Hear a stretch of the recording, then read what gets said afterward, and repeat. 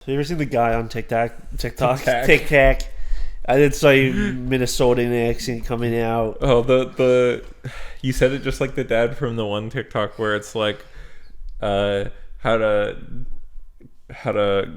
like hide a fart with a different noise. Oh, and then it's he has a glass yeah, and he throws it. He fucking whips he does a fucking bottle flip with it. Does a bottle flip and then just loud fart, and then the glass hits the ground and breaks. And his dad's like, Jordan, what the hell's wrong with you? You keep making these fucking Tic Tacs. There's a guy on TikTok who his name is like The Asset. Yeah. And he's just a dude with like a mustache, and he wears like white polo shorts and white pants, but he's fucking ridiculously cheeked up.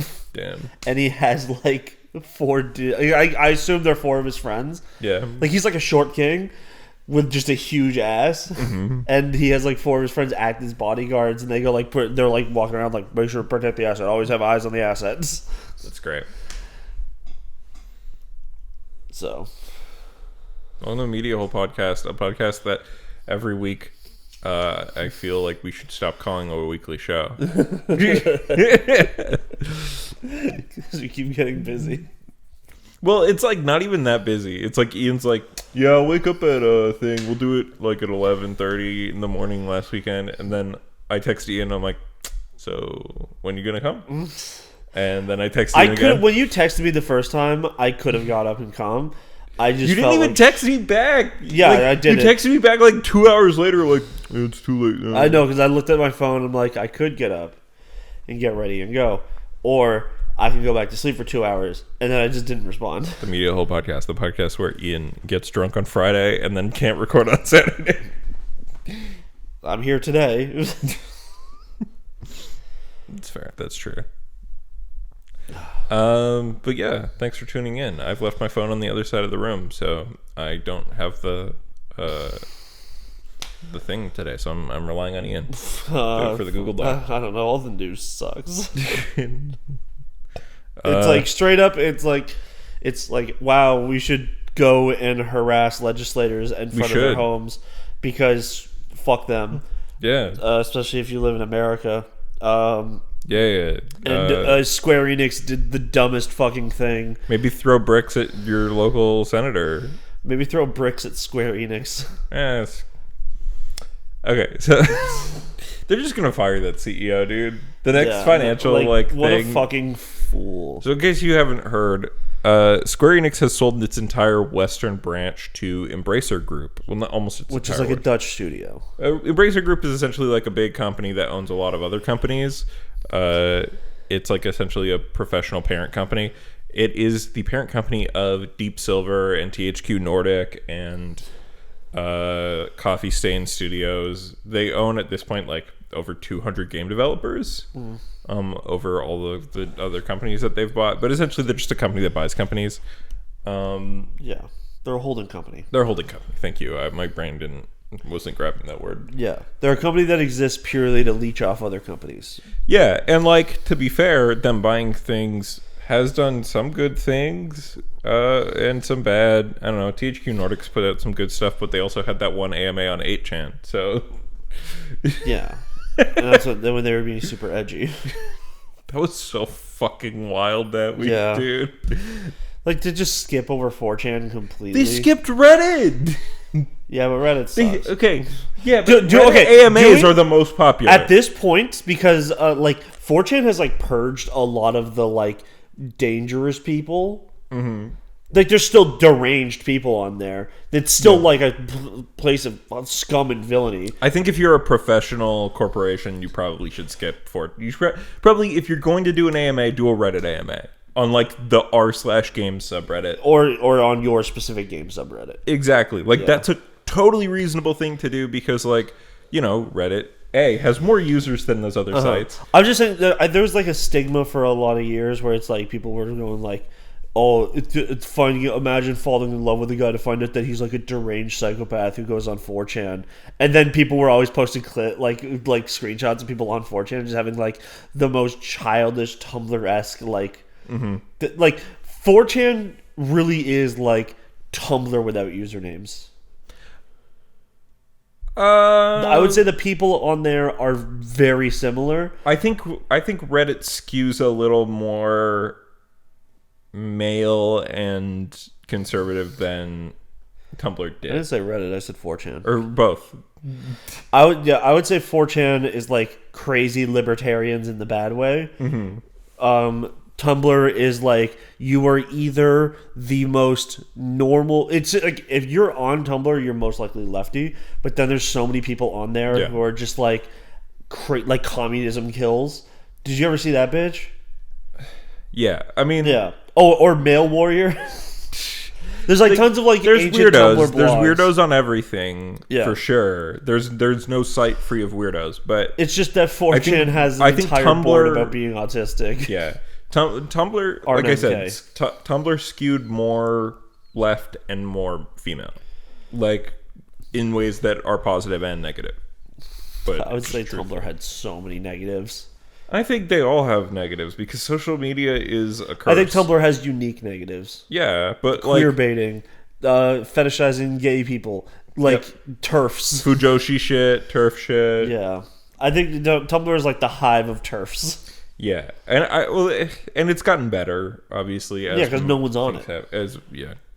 It's gotten better and worse. But yeah, I think Reddit's really come around, honestly. Thank God Elon's not actually going to buy Twitter now, so that like all the people who like left Tumblr, went to Twitter, became chronically online even more than they were on Tumblr, and now they were like, we're going to go back to do our thing, and like don't understand how the website works anymore. Yeah. So as soon as they heard that the deal was falling I through, personally enjoy Twitter the most at this point, just because like it's easy. Twitter's where I get like the most content now, but it's also the one that annoys me the most. Well, whatever social media you interact with the most is going to annoy you the most because social media, again, is a drain on society. Yeah. Instagram is cited in 2/3 of teen suicides. Instagram sucks. Instagram's actually the worst. I'm like, oh, I've run out of things on Twitter to look at. Yeah. Let me just go on Instagram and check out the stories. Or like stories is the only reason. Yeah. Stories is the only reason to go on Instagram because like stories and group chats. Instagram, I enjoy group chats on the most for whatever reason. That's like you can do group chats on like Discord, Facebook Messenger. I'm not going to use Facebook Messenger, and I know Facebook Messenger and Instagram are the same thing, but they're not because they're not like I can't access the Instagram group chats in Facebook Messenger. Yeah, I am just like allergic to the word Facebook. I don't like Facebook, and my friend. So here's like my breakdown on Instagram. This is why I hate the posting is so bad. It's like I got a picture of my sister, a picture from a meme page, ad, meme page, suggested post. Oh yeah, that's artist, dog shit. That's sponsored meme page because you liked like suggested post shit. Someone I actually follow sponsored. It's like every second that's post dookie ass dick as you go through it is like them trying to fuck with your algorithm. Remember what? Okay. They also Instagram was one of the first ones that was like we are doing the recommended, not the in order of people who you follow. Yeah, we're doing your top. Instead of this, I'm like, okay, cool. I'm never gonna see my friends post again because I follow famous people, or like meme pages that have like over 1 million fucking or hot girls. Yeah, that too, and boys. And then you like go. I have to go down through so far to find something that was like posted today. It's frustrating. They also don't allow you, unlike Twitter, which allows you at least to switch from your fucking recommendeds to your goddamn actual linear timeline. Yeah. I hate that fucking Twitter tries to switch me back all the time now. Really? Yeah, since I switched it the first time, it hasn't switched me back once. Yeah, every single time I like go on, if it's been like a few days. I've heard iPhone users complain about that though, so maybe it's an iPhone thing. Maybe. But every few days I'll like go back in and I have to check because it's like, oh, would you like to switch to latest? And I'm like, I only want latest. Twitter is such like a fucking thing where it's like I've been on it sometimes and I'll see like the middle of like a thread that Hassan's like in an argument with someone on, and then I can't find the rest of the context, which is fucking stupid. Yeah. And I enjoy Reddit because Reddit, you know how a lot of people talk about like, oh, are you on the X side of Y social media? And in Reddit, you can choose what side you want to be on. In other social media, you essentially just get recommends based on like random shit. Yeah. And so like you end up like TikTok, it's algorithmic, right? Who you find. Same with YouTube, same with fucking Twitter even. I think the fucking like TikToks were like, are you welcome to the lesbian side of TikTok? And it's like, thanks, I'm really welcome here. Yeah, right. Like where it's like, oh, I've ended up somewhere where maybe I don't want to or feel like I belong, right? Yeah. Because the algorithm is deciding who I am, right? And TikTok's algorithm frequently thinks I'm a lesbian woman, and that's okay, I guess. But whatever, I'm not. But it's also it's not like the TikTok algorithm is actually naming you as a lesbian woman. It's not like you're seeing showing me lesbian woman content, and then lesbian women are like going like, "Ooh, you're on this side of TikTok. That must mean you're a lesbian." It's like, whatever. I don't know. TikTok is also the chronically online people on TikTok are so annoying. Yeah. Like, and by the way, we say that as chronically online people. But I've touched grass. I touched grass yesterday. Yeah, I had people over at my house for a barbecue. There was grass nearby. Yeah. But yeah, like it's annoying. The internet sucks and is bad and has honestly the negatives have outweighed the positives. Yeah. But like every single time I see like some discourse on TikTok, it's always just like a woman being like, this man is actually stupid. And it's like, okay. It's, yeah. This highly educated person, like, it's talking about this thing is actually wrong because I, a woman who has experienced this in real life, mean that I know more than the guy who studied it for 40 years. And I would say that there is some truth to that because, like, obviously academia is flawed and like, you know, just because it's written in I don't want to say there's some truth to that because all it is just being like, I'm not going to listen to this person who has studied this and worked in this field for so long because as a person who has experienced it once means I know more. Like it's like if you went to it's like if a woman who believed in spiritual healing and crystals and shit, or thought like Gwyneth Paltrow was an intelligent person, was like, I don't think gynecologists actually know what they're talking about. No, yeah, there's a difference, but there is some, you know, again, there's some argument because I don't know, I'm not like gonna be pro the institution of education and academia. Because, like, as somebody who's gone to university, I know, like, there is a good amount of horse shit there. And there is bias in the textbooks, and that's a thing that, you know, people have talked about for ages. But, so there is some element where you're like, well, people's experiential evidence is also meaningful. I'm not saying it isn't. Yeah. I'm saying to dismiss all other evidence based off of experience is incorrect. Like, all right. So Ian, basically the point I'm trying to make is I thought No Nuance November was over, and but people have continued No Nuance November forever now. I don't remember that. I know what No Nuance November is. I just don't know where you're going with this. It's just like I'm just saying like discourse online is like no room for nuance. Oh yeah, okay. So now on some news that is related to this topic. Oh wait, we didn't finish talking about Square Enix. We'll get back to that. Okay, that's more important. That's more intelligent conversation about like the game industry. This is something that. So do you know who Cole LeBrant is? I don't know. Cole LeBrant was a Vine star. Okay. Who, if you go back and watch like Cole LeBrant's funniest Vines, they're not funny. It's the worst ones. Really? Like he was one of those super popular guys. Worse than that one guy with the spoon? King Batch has some good jokes. It's just that when he got like super into like all it is was like black people love chicken. Black people love watermelons. Black people are bad fathers and run away from their children while like Daystorm is there like holding his daughter going like what the fuck? But like he had some good jokes. It's just that as, you know, Vine got older and older, the jokes started to become like more whatever. But like Cole LeBrant was a white kid making racist jokes. Oh, okay. So he put out an abortion documentary last week. Okay. It's called Abortion, period. Documentary. And they at the very I'm guessing it's deeply embarrassing. I couldn't get through 10 minutes of it.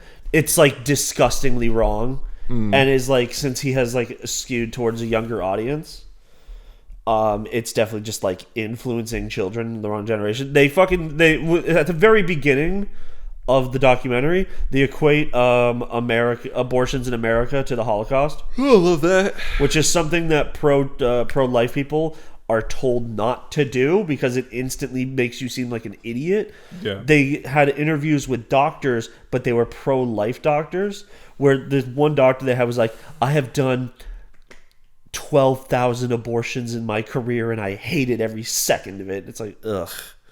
And then like it cuts to a different woman who was like a nurse. Maybe she was also a doctor, but it sounded like she had like just like she worked in an abortion clinic. Like, so she could do some medical procedures, but like wasn't the doctor. Mm-hmm. And they use graphics to be like they use that tube or whatever that goes into the pussy. Yeah, into the bussy. Pussy, the pussy. Pussy. No, the pussy. It was. I thought women, they came out of their butt. No. So I was just trying to say like a P weird, but it kept coming out as a B. They used a graphic of like, they put it in, they suck it out. At 12 weeks, the baby's like this fucking big.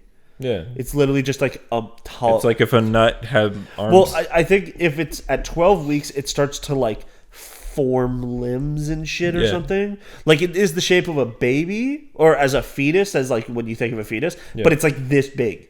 Yeah. Like you don't even show until like second trimester for most women. Yeah. Especially if you're fat, you never show. But they were like going like, they stick the tube in, and then they were like, the baby like fucking gets like crushed and fucking ripped out and shit.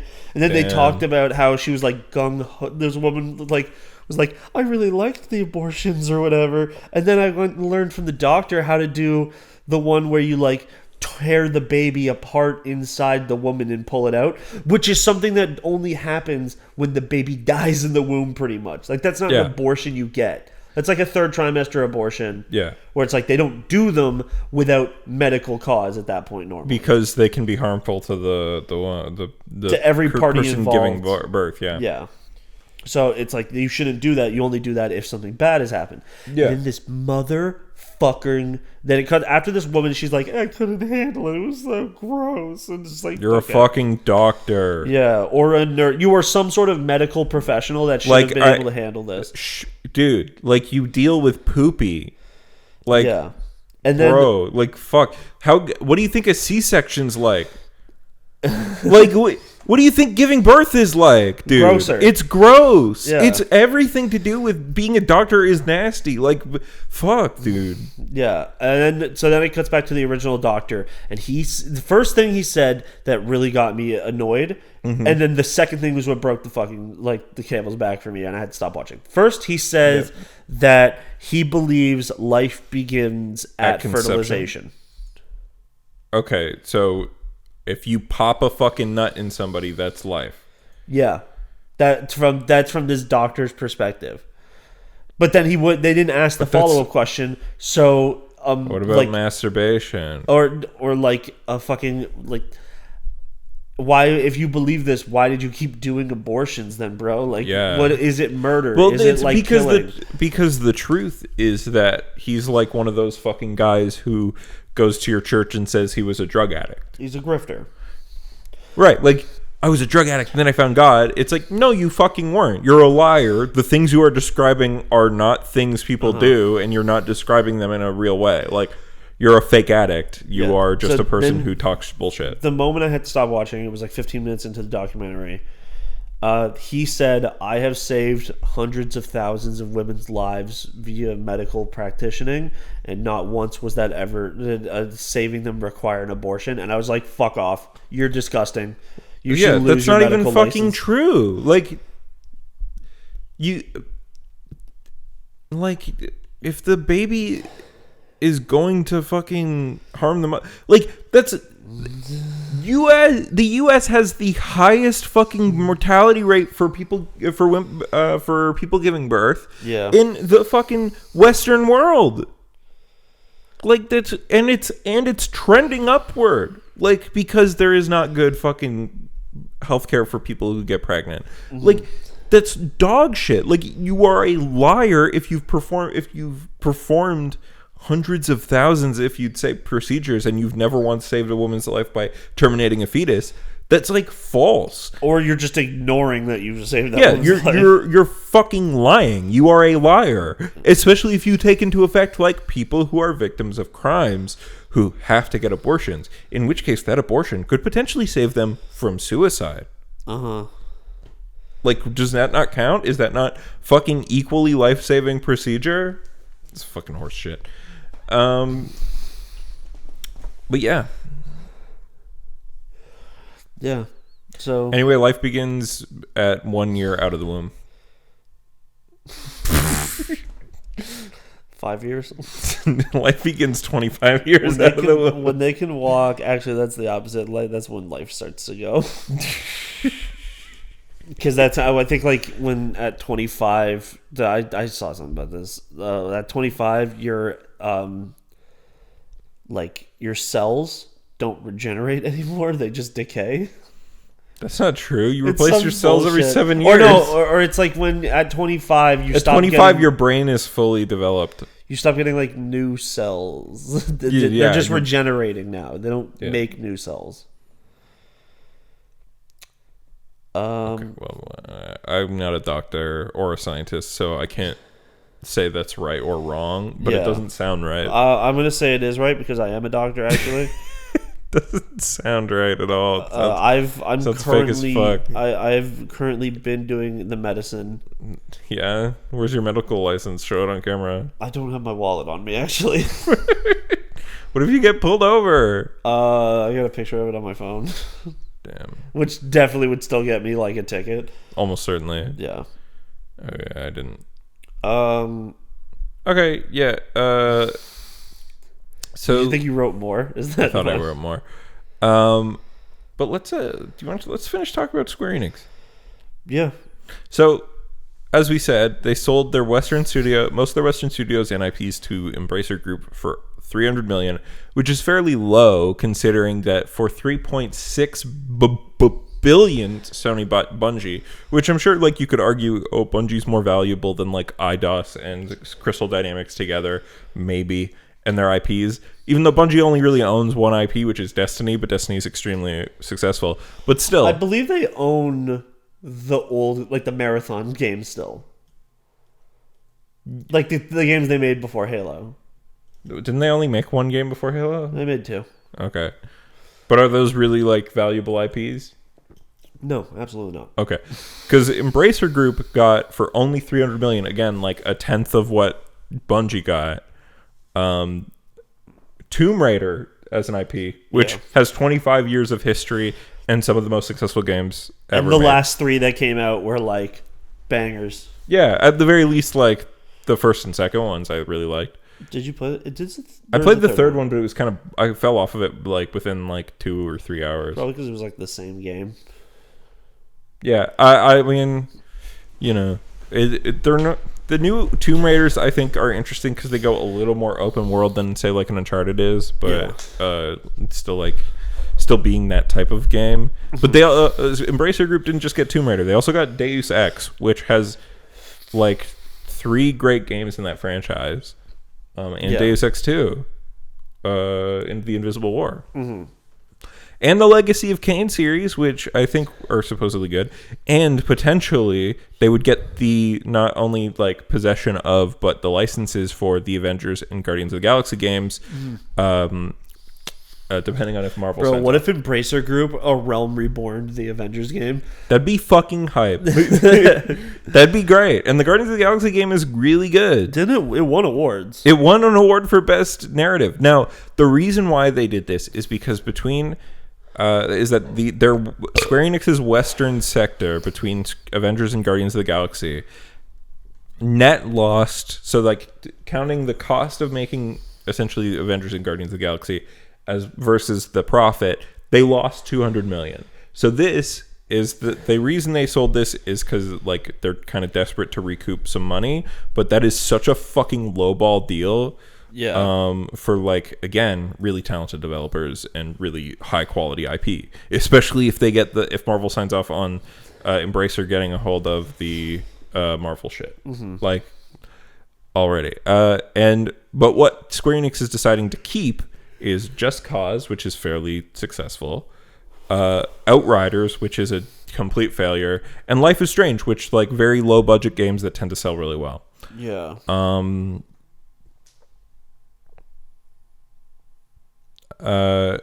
Yeah. So the Western Division lost over 200 million with those Marvel games. Yeah. And what they said they want to do with the money is to invest further in blockchain and NFTs. And like a day or two after the sale went through, the NFT market made news as there's been a 95% loss of value in NFTs since September. Yeah. And an 88% decrease in active wallets. Which is fucking wild. It's crazy shit, man. Like, and so I hope fucking Square Enix CEO gets fired, because like Square Enix as like a big game company, you know, has made shit that I really love, right? Some of the best games of recent years have been Square Enix games. Nier Automata, Nier Replicant, fucking any Final Fantasy game. FF7 Remake, yeah, I liked. You know, Final Fantasy 14 is really well loved. Project Athia seems to be looking good. The Voice of Cards games are good. Forspoken looks good. Yeah, you know, good shit. So I hope they get rid of their CEO and you know, fix where they're going. Like they don't need their Western division, because their Western division kind of functions separately as being like IDOS, as like a company, publisher separate from Square Enix. So, you know, I hope for the best with Crystal D, because they have been in an awkward state. And I hope they continue making, you know, I hope they're allowed to make a good third Deus Ex in the Human Revolution series. I hope the new Tomb Raider that's in the works is good. And apparently Crystal D took over the development of that Perfect Dark reboot. So, and I hope that's good too. But yeah.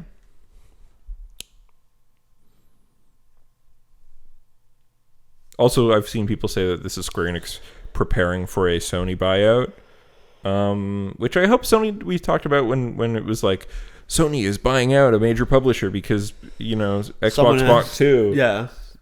Xbox bought two, so Sony's got to buy one. I hope it's not Square Enix. I hope it's Konami, because everybody would be fine with it, because Konami is barely putting out games that aren't Yu-Gi-Oh! Or like kind of shitty combo packs of old games that aren't like from the PS2 or PS1 era on. So yeah, I hope Sony, if they're going to buy a publisher, buys that one, because I think it wouldn't really be bad for competition compared to other publishers. Yeah. Also, there was a Silent Hill leak, but people are like, multiple Silent Hill games are in dev, and I'm like, this is almost certainly a leak from the failed pitch that Bloober Team made to Konami that didn't get picked up, that we heard about. But also the fact that like some of the concept art was really, really on the nose. So I hope it's not that, because that's lame. But yeah, can you think of any other news that happened recently? I'm sure there's something. Kendrick Lamar put a new album out yesterday. Who fucking cares, dude? Me. No, I'm kidding. Kendrick Lamar is very popular. I don't like the album. That's okay. But also, I'm not black, so yeah. But there's like a whole song. I'm gonna find the title, name of it.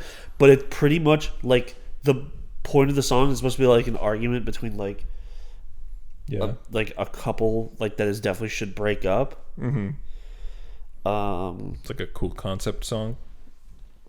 Oh, they just like start fucking like screaming at each other, and they're like yelling and like arguing. I think it's "We Cry Together." Mm-hmm. And it just devolves into them just going like, fuck you, bitch, no, fuck you, N-word for like a straight like minute. And then at the end, they just have sex, and you just hear like... Damn, dude. Yeah, and like it's just like such a weird fucking album. I mean, I didn't finish it, but apparently the second half is like so much better. Oh. But yeah. In the UK, a judge ruled that it's sexual harassment to call a man bald. Nice.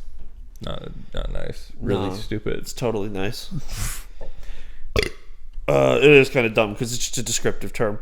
And also, like, men actually are getting sexually harassed in ways that are abusive and aren't just making someone feel bad because they have no hair because they're like insecure.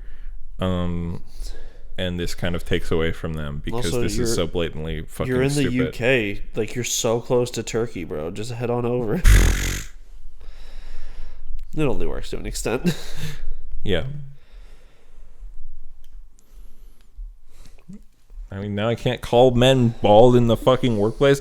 That was just how we did it back in the day. Yeah. And these modern snowflakes, these fucking bald-headed snowflakes can't handle being called fucking bald. Fucking bullshit. SJW, PC gone mad, let me tell you. Yeah. Now they, people got upset when they're like, "Oh, you can't smack your secretary's ass." I can't smack my fucking bald boss's bitch head right on his fucking bald ass head. Yeah.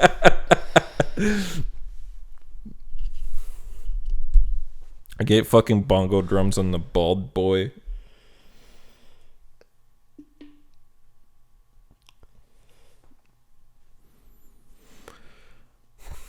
Sorry, the God of War, David Jaffe, yeah, is out there fucking saying stupid shit again. He's just like talking shit on Phil Spencer for like no reason. Why? I feel like Phil Spencer is like a pretty neutral person. Oh, because Starfield and Redfall got delayed. They would never delay a God of War game. Which one did they delay? This one. Yeah, you're right. Well, they didn't have an initial release date. They said 2021, didn't they? No, I think they said 2022. Wait, no, it's still on a 2022 release date. I'm not sure, but like they don't. Once. There's never. I think it's a bigger deal. Because it was at the PlayStation Showcase before the PS5 came out. So I thought it was announced. They said 2021, and then it got delayed to late 2022. I'm gonna check, but like it doesn't have. It just had like a year. Yeah. It didn't have like. Well, both of those games had only like a year, like a Starfield did. Starfield had a date? It was supposed to be November 11th, 2022. Oh, you get it. It's 10 years, 11 years after the Skyrim. They used that date a lot before. 11 Skyrim. Development. Okay, it was supposed to be 2021 release initially. And it got pushed a year. Yeah. God, I can't think of any reason why, like, a massive game like Starfield or Redfall would get delayed. Redfall was supposed to come out earlier, though. They were saying spring, so that was or summer rather. So that's I think that's a bit more surprising. I think since Redfall looks like another Left 4 Dead like, it's actually not. I know it's like more like a Borderlands thing, right? No, it's like.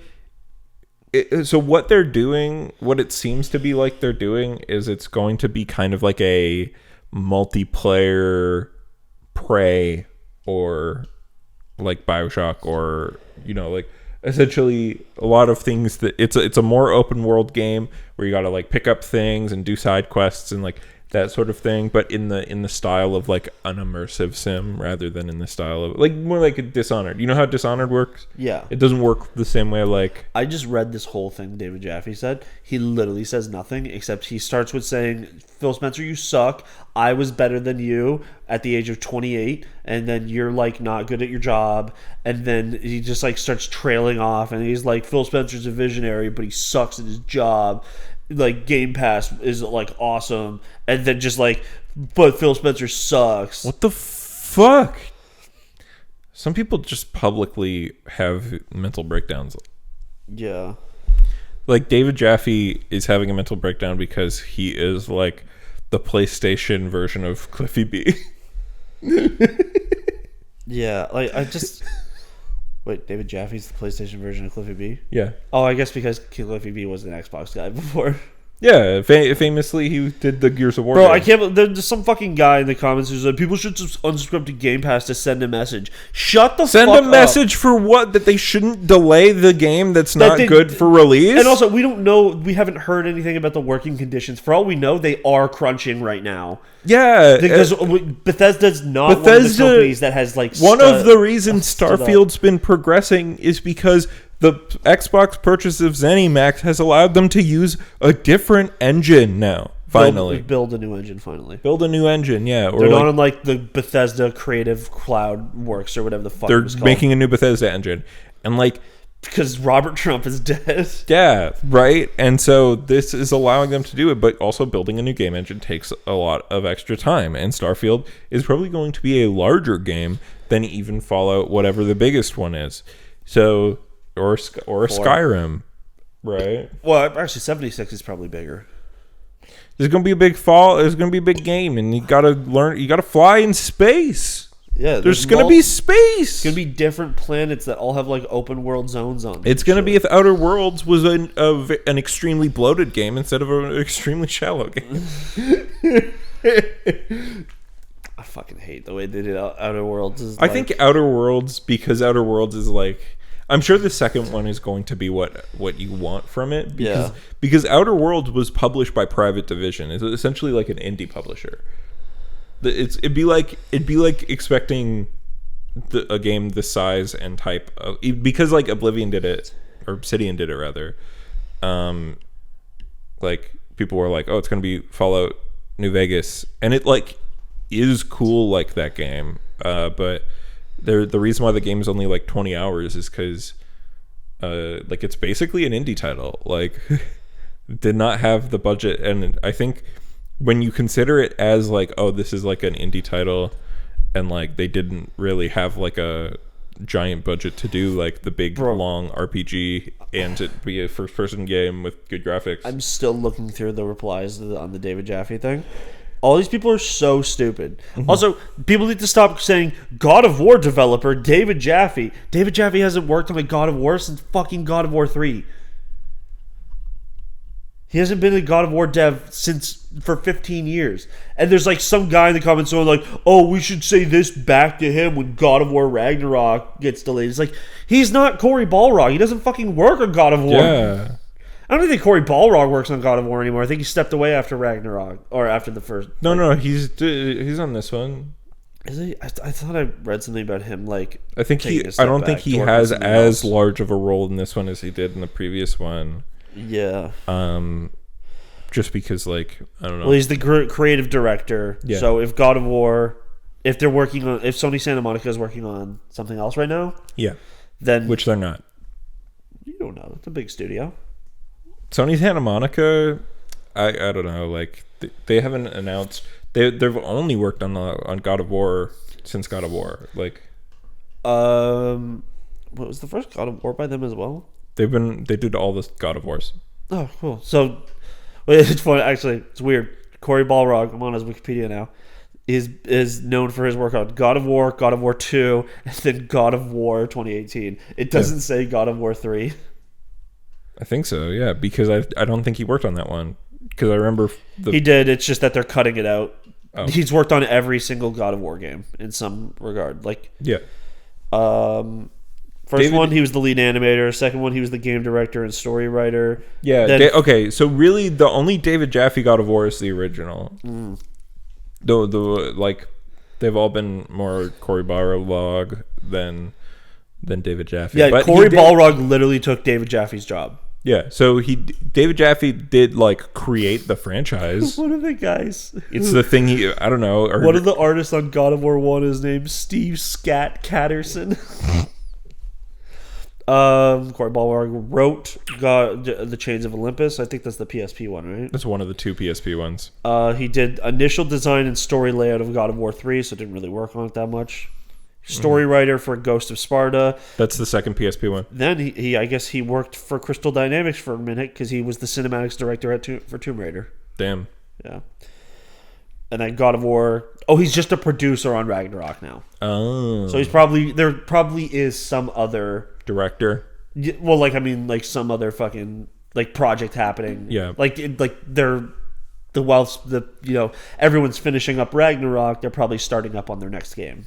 Yeah, I don't know though. Santa Monica hasn't really done much outside of the God of War franchise. They have not. Yeah. No. So if Santa Monica is working on a new IP, that'd be pretty cool. But I think Alana Pierce works for them now. Yeah, she's a story writer. She's a story writer. So, but I think she said she doesn't work on God of War. No, she's working on God of War Ragnarok. She didn't work on the first one. I think she said she doesn't, but whatever. I can't remember everything, and I'm not going to go look through her Instagram to find the answers. The director is Eric Williams, who doesn't have a Wikipedia page, so he's a newer guy. Yeah, or he's just like any person in gaming who isn't like one of 9 people. What are you talking about? I can name more than 9. Not off the top of my head. Okay, and no Japanese people. Todd Howard. Uh-huh. Phil Spencer. Okay. I wanted to say Cliffy B, but he's not there anymore. Tim Sweeney. No, that's Apple. I was thinking of the Epic Games guy, who I think is also named Tim, but I'm not going to count it now. Yeah. I thought you were going to say... I just said, Corey Balrog. Yeah. Phil Spencer. You already said Phil Spencer. Did I say Phil Spencer? Yep. Kevin, the VP of Sony. You mean those ads that have been off the TV for over a decade? Because Neil Druckmann, Amy Hennig. Mm-hmm.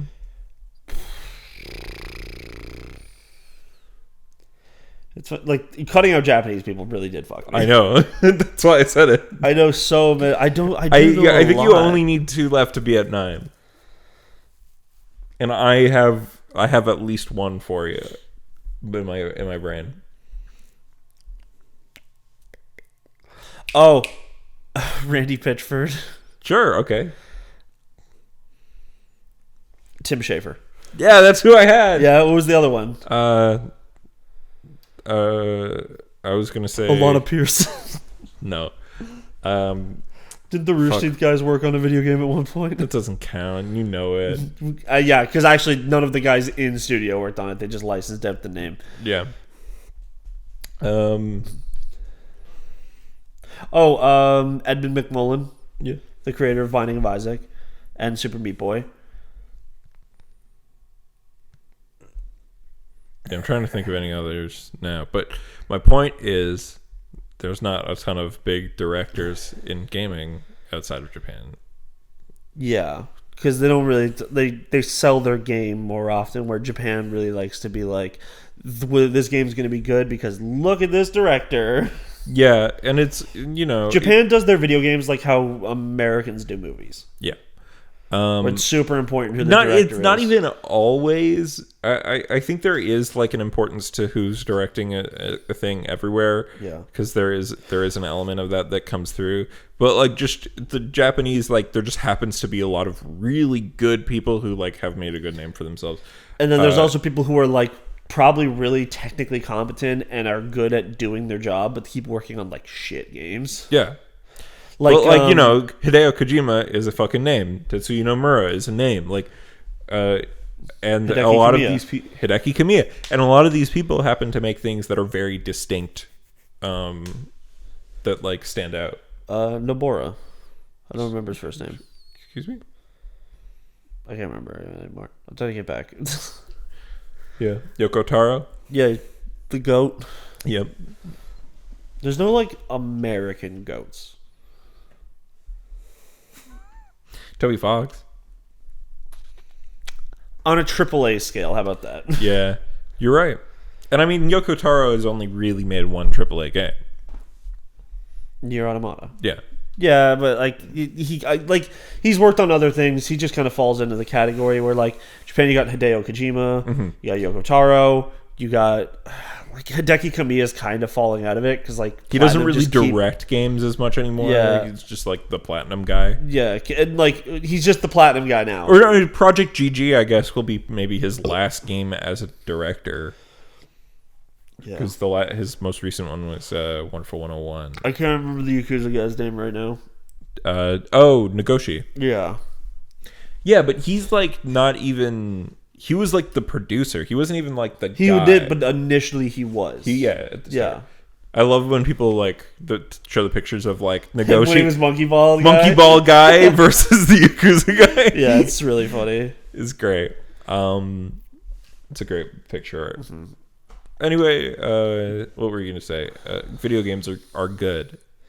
Yeah. Right? I would like everything to be better for the people who make them. I would like working conditions to be better. I will wait longer for video games. I was actually saying this care. to Ryan on Wednesday. Although I don't know. I'd have to see more of Starfield to buy it. Yeah, same. Because, like, I tend not to enjoy the Bethesda first-person RPGs. The only one that I've ever made it all the way through and, like, enjoyed was Outer Worlds, which isn't Bethesda, but, like, of that style. I still think you should go play New Vegas. I've played it. I think you should try it again. I've played the beginning of it. I was like, yeah, this New Vegas has, like, one of the harder beginnings because it's like, either you follow the direct path and take, like, hours to get, like, to where the main story is, or you beeline it there and get killed for 5 hours because there's like Cazadors, giant rad scorpions, death claws. Yeah. And then they also has the one that I don't like. Like, it's Fallout to me is not a good enough, doesn't have good enough combat to justify putting a crafting system around the like centralized on the combat. That's just like, this sucks. Yeah, it's so what I found, it's like clunky in a way that I don't like. Like, I'm happy to be like, this game has some clunk, but I love it. But I'm more interested in that in, like, a different type of game. Yeah, and I hate how brown it is. It's so fucking brown, dude, New Vegas. Yeah, because they both... New Vegas has the brown filter over it, where fucking Fallout 3 had the green filter over it. Yeah, it's like the brownest fucking game. It's like, I'm like running around and I'm like, why am I in the fucking poo field? Games in like... I would rather have the fucking Deus Ex piss filter. Games in like the late 2000s were just like, oh yeah, here's our AAA like fucking like Gears first of high Brown. Definition game. Gears of it was like gray. It was nothing but gray. You're right. But like, it's just, they were like, here's some amazing graphics, the best you've ever seen. Gray, It's the brown. year 2008, and now we're gonna slap this ugly ass filter. Except over for Uncharted. Uncharted was like really colorful. Yeah, which I liked, even though it went for the realism thing. Yeah, or whatever. I know people were like, Uncharted's very popular, but I think it's also like a game a lot of people shit on, or for a franchise a lot of people shit on for being like normie. But I think it's a good normie, bro. There is some things that I go like, yeah, that is normie and it's shit, like Marvel movies. But like, well, or how people react to Marvel movies. It's like, bro, get over yourself. They're fine. They're fun. Like, that's what Uncharted is. It's fine. It's fun. But they're technically amazing games. Yeah, I don't know. Like, I think just like the vibe of Uncharted like does it for me, and also you know like, what is a fucking normie game? Call of Duty Warzone. Yeah, that's a normie game. It's super normie. Like, I don't think other than Call of Duty, there's nothing. Call of Duty sports games. That's the only things I would call normie. That's the normiest shit. Yeah, that's like most normie. And then like right below it is like Halo. Yeah, and like, I don't know, Apex Legends. I think Apex Legends is a little less normie than Fortnite is like, actually, Fortnite's the most normie. Fortnite is super normie. Yeah. Fortnite and Call of Duty Warzone are super normie. Apex Legends is actually probably deeper in the iceberg. Yeah, it's like below Halo Infinite for sure. Yeah, I mean, Halo's more normie than Apex for sure. Even though like technically, I think Apex is more popular, but I think Halo is just now because Halo's fucking like dookie. Like, put out Forge mode. I don't care. Yeah. Stop every other development. Pause all your fucking your season pass, your progression shit. Just put Forge mode out. I don't fucking care about your cosmetics. Did you end up buying the game, or did you do what I said, which was get the fucking Game Pass for a month and then play the game? I had Game Pass already at that point. Yeah. Like, I had been using it quite a lot. I don't have it anymore because I stopped like playing stuff on it, and I had so many fucking issues with it. Yeah. That I just like gave up, and then also they were buying Activision Blizzard at the same time, so I was just like, fuck it. Fuck these people. And I still have Game Pass. I've been playing Prey recently, and Prey's good. Yeah, I saw that you were. It's a good game. Because I have to use the social bar with Apex Legends to play with Ryan. Because he plays on Xbox. Yeah. Prey's good. Yeah, there's just nothing on Game Pass for me right now. I do advertise Game Pass to people though. Like I think Game Pass is amazing. It's a great deal. I think if you want to play every Yakuza game right now. Oh, I think I think a couple of them left now. Maybe. Zero got taken off at the beginning of the year, and Kiwami 1 is probably gone now. Yeah. So, but like, still, you could get. So if you've played Zero and Kiwami, which are the two first Yakuza games you should play, you can play the rest of them on Game Pass. Yeah. And then you'd have to you're fucked to find Judgment and Lost Judgment, however you want to find those. Yeah, but they're not like as important to like the main story. So no, they're not. They're inherently a spin-off. Yeah. Sega claims that there's going to be a bunch more games coming out still within fiscal 2022. They said new remakes, remasters, spin-offs, and original titles. In the Yakuza franchise? Just to Sega in general. Oh, okay. So Sonic. Yeah, you guys Sonic Frontiers. Come Tears. Why did you say it like that? What are you talking about? I just said what you said. Nope, you did not. You said Come Tears.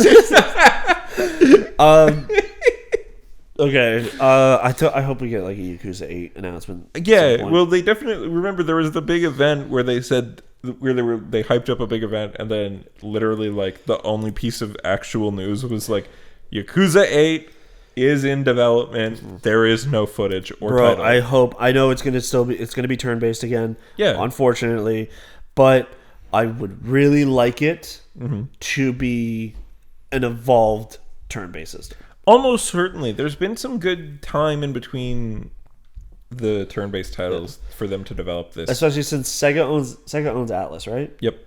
That's why the turn-based is as good as it is. They straight up but I mean, like, Persona 2. But like Persona 5's turn-based combat is so, by the end of the game, it's so fluid, it's so fun. You can control the flow of battle so well with one mores and like baton passes. It's just so nice. Oh, did you also see they put out the Atlas put out another yearly survey that they do? Oh yeah.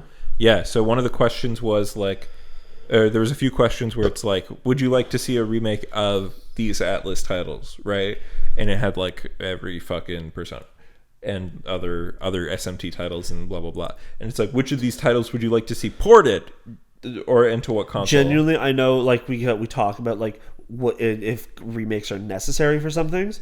Yeah, I think remaking Persona 3 or 4 and all they do is new just engine into the new engine with and the just newer, soup it up with the pretty and the with the new combat angles. Style and shit. I mean, like straight up, if they wanted to just like port P4 Golden to anything, I think it's good enough. Straight up P4 Golden, because you can control everybody. Like it's a less pretty game, but you can just port it. I don't like P4 because I think it's very slow and kind of like missing out on a lot of stuff. Like the fucking like the like the cognitive world in that one is just like a castle. No, well, you go to every character, like, so in that one it's like you go in the TV and each person like has like an area that's theirs, and you can go back to old ones because there's no mementos. Yeah. And like P3 also just has like just one giant long dungeon, where it's like it's essentially like the entire game takes place in mementos. Is the comparison that I would make, but like I think P3 absolutely like do a new video game of it, just because like combine all of the content, because like I've told you, like the disparate versions of Persona 3, there's no one that I would call truly definitive. It would be so funny if they remade Persona 3. I took my Makoto or whatever his like other fake name they gave him at some point was, or the Femme Makoto, also named Makoto, and just named and like took his name, just called him Dorkun, and then they changed the ending. That'd be funny. Where like he doesn't do that. Spoilers for a fucking 20-year-old game.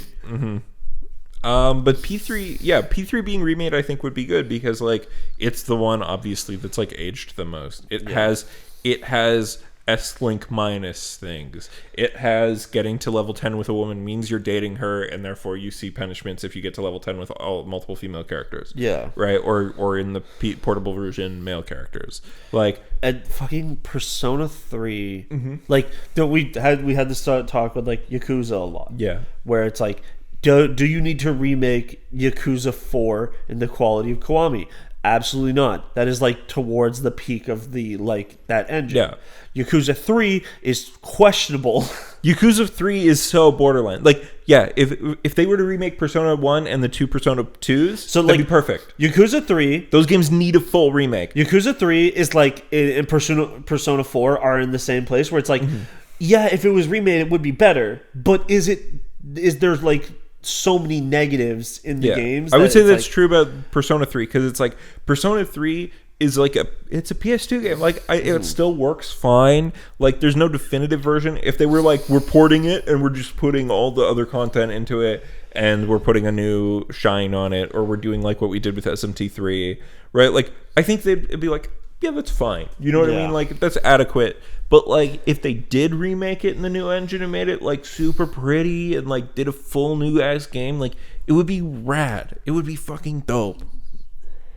I would, and me, like Atlas, just so you know, I am enough of a mark for the Persona sub franchise that I would probably buy whatever the fuck you put out. They also asked if people wanted a Persona 5 fighting game, and like I think it is too late at this point. I would rather just see a Persona 6. And I get that, like, well, you just get another company to make the fighting game, and I would like to play the fighting game, but you're already just remastering Ultimax, so like I don't know. I think you're just going to split the player base if you do that at this point, sadly. Yeah. Because I would have been clamoring for that shit when Persona 5 came out 5 fucking years ago. But instead we've gotten, the enhanced remake, I think the idea of P5S was cool, and I'm glad it exists. Yeah. Persona 5 and 3 didn't need the dancing all night games, but whatever. Yeah, it was cool to see the cutscenes. Yeah. I think like, fuck, what is it? What? The fighting game thing. Yeah. I think the fighting game thing would only be necessary if you just did a full on, not a Persona 5 fighting game, but just a Persona fighting game. Well, like I know Arena Ultimax has characters from 3. Yeah. And also, you just re-released it. Just make new DLC for the game. Maybe that's and put it. Just like Joker, Makoto, and some Ryuji P5 characters in. Yeah. As DLC, that'd be cool. I'd be into that. I think one of the things people would have wanted from a Persona 5 fighting game is like the same thing that is cool about the Persona 3 characters in 4 Arena and Ultimax, which is that the Persona 3 characters have aged. Because like there's time in between 3 and 4, and there's time in between 4 and 5, right? So like people would have loved to see a 5 fighting game just to see like what are the Persona 4 characters up to, because we do get a glimpse at a TV screen in 5 where Rise from 4 is like an actual idol on TV, which is cool, because Persona 4 takes place in 2012, because every Persona except 5 took place in the future from when it came out, or at least 2, 3, and 4 took place in the future. Yeah, because 4 came out in 2008, but I think it takes place in 2012. But 5 came out in 2017 and takes place in 2016. Even though they put 20 on, that's one thing that I think is weird, is Persona 5 doesn't actually give you the year. It goes 201X. But like it's 2016. Like the calendar is the same as 2016's calendars, where the same numbers end up on the same dates. Yeah.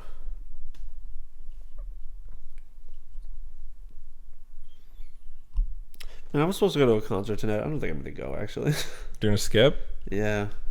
Because you don't feel like it? I'm just not feeling up to it. I'm like, I've seen them perform before. Like, and they're shit. No, they're terrible good. band. I just don't like the new album that much. Yeah, it's pop? It's pop, yeah. Damn. Like, I'll just catch them some other time. When I'm not hungover. So I'll just go home and get more hungover. Just hang out on Discord. Wait till Anthony gets on and watch Spy Family. Spy Family, good. I might join you guys. Yeah, sure. Sometimes I'll message him. I'm caught up tonight, so I can watch it. Oh, let's get into the week's. Also, you know why I don't want to fucking drive to there? Game 7's tonight. Oh fuck! Dude. I have to go into East York. But aren't they relying on you to get them there, or are you going to text them now? Who? The other people who are going to. No, I'm like the only one who's going. Oh, I thought our other friends were going with you. No, so Blake's watching his mom's dog tonight. Okay.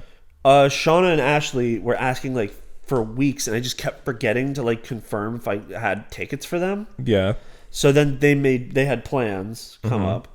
So they're gonna go see them tomorrow because they have a second show. Okay. And then like Emma is just like not feeling down. So like all my friends who would go are just not available now. Yeah. So it's like, and Chris has become a hikikomori. Yeah. So. And Ticketmaster does do a nice thing now. What? You can just resell your tickets.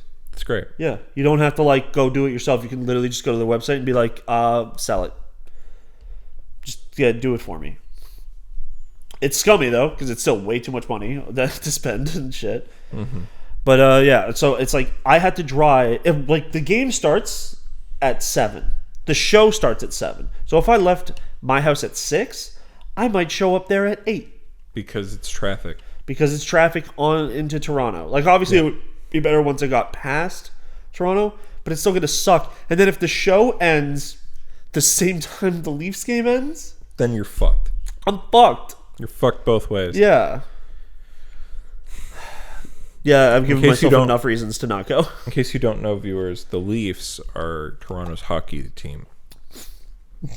That was funny to say. Yeah, so the Leafs, just quick sports update. I watched Game 6. They are for the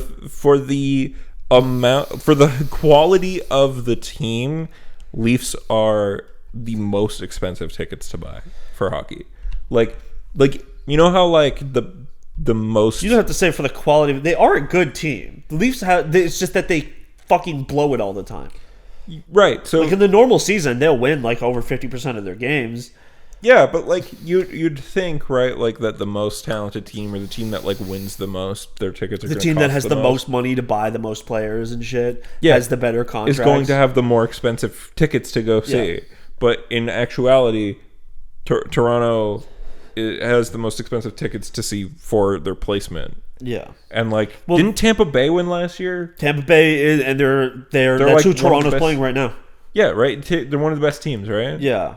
So Tampa Bay tickets are like piss. Like you could easily get it. Yeah, even like a place like Denver, which does have like a bigger hockey scene.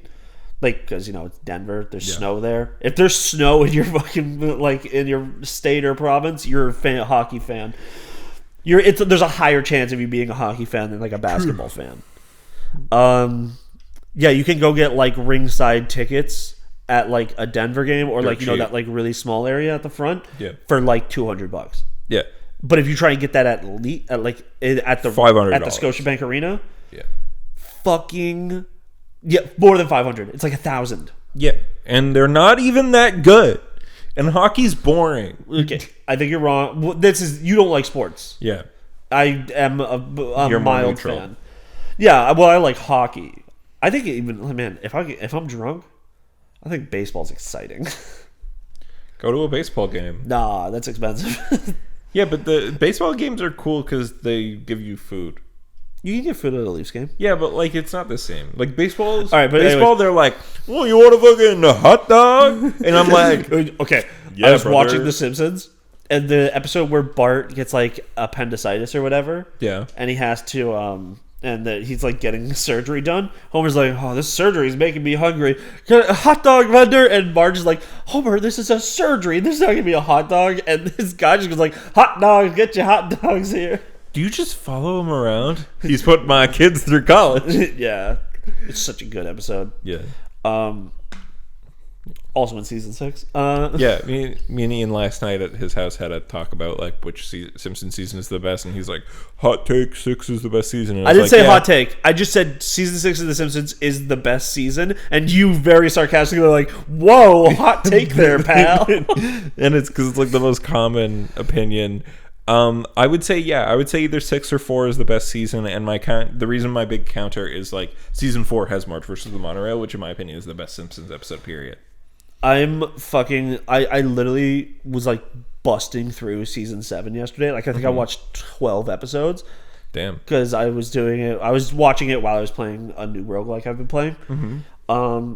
So I was like, I blazed through it, and like I laughed. Of course, there's funny episodes. I think season 7's still mostly great, but season 7 does start the beginning of like zombie Simpsons. Well, like that actually happens in season 9 with the principal and the pauper. Yeah, but like season 7 is like it's a lot more like fantastical and stupid. And there's like a lot of episodes that just like lead nowhere. Like the Sideshow Bob one where he like goes crazy and he's like, I fucking am tired of television. And he escapes from prison, raids like a military camp or like an air show that somehow and he's in the blimp, right? Yeah, it turns out that he's in the hot air balloon, which there is one funny joke in that one where he's like laughing and his voice is all high pitched, like, this is annoying. And he goes like, shoo, shoo. And his voice gets deeper again. Like he actually pushes the helium away. Yeah. Well, because that's the one. Isn't that the one with his brother, or is that no? That's in the Zombie Simpsons era. I still like that episode too. I think up until season 12, there are good episodes. Yeah, I think my season favorite 9, episode. It's like after season 9, you start getting hit and miss. Like before it was like there'd be 1 or 2 like less good episodes in a season. Yeah, but after season 9, and usually like, they were it's like there's 4 or 5 or 6. The less good episodes are the ones where they do like meta jokes. Yeah. Like they did one, like, you know, they've always do the thing with like Troy McClure comes out and he acts like he does the thing where they present Troy McClure. Like it's like a sitcom. He's great. Thing. That's a good bit. I think it's a good meta bit, but the episodes are worthless. Well, because like half the one where it's like, okay, I do like the one where it does the pitches for the spin-off shows. That's a funny episode. That is a good one, yeah. Like, and it's like the episode where it's a Pooh and Chief Wiggum. Right? Are cops? Or no, it's Principal Skinner and Chief Principal Wiggum. Skinner and Chief That's Wiggum. who it is. That's that little like snippet that like I don't know what 5-minute bit, like that 5-minute like sort of story structure. It's so fucking funny. I think I said this on the podcast when I actually first started rewatching. Yeah. Principal Skinner is funny. Is an amazing character. Yeah. And Principal and the Pauper truly does ruin that character. Because it goes so against everything we know from it. And again, like Steamed Ham, like 22 short films about Springfield's a great episode. The reason Steamed Ham became a meme is because it's such like just like a well constructed comedy skit of like but also it just is not very funny though. It's well constructed. It's not very funny. I think it's funny, but like it's definitely like now more of like. It's because I think it's been repeated too much, but like it's just like on its core, it is an entertaining thing of just like things keep stacking on top of each other. Yeah, I don't know. I think it's just funny and like the fact that it's so fucking iconic and everybody could just like do the entire bit. Aurora Borealis. Delightfully devilish, Seymour. Yeah. Oh man, I'm gonna eat those deviled eggs when I get home. The context is I said delightfully devilish just like that when one of our friends brought deviled eggs and Ian looked at me right in the eyes. So anyways, hockey though. Hockey, more like honky. So game 6 in the second period, the Leafs were down by 2. It was 0-2.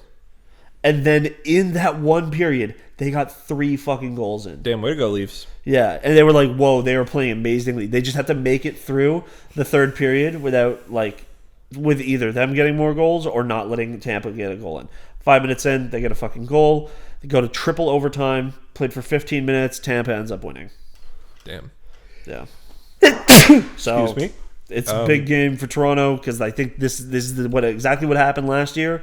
Is they got the Game 7 and got eliminated. Except last year they blew a 3-0 lead. So also, yes, it is the Leafs. I know that's stupid because the plural of leaf is leaves, but every person in Toronto is actually fucking dumb, and that's how they got their name.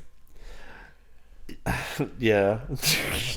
No, it's not the people of Toronto. It's, I don't know, people who watch It's just hockey. it's because the it's people like, who watch it and create hockey are all illiterate. it's because it's like a pronoun or something where it's like, even though it should become like something else, like it's like if there was a team called like the Goose, it'd be like, oh, and they were like, oh, the fucking Hamilton Gooses, and it's like actually the plural is geese, and it's like, yeah, but it's like, well, it's a weird fucking like pronoun stupid. rule.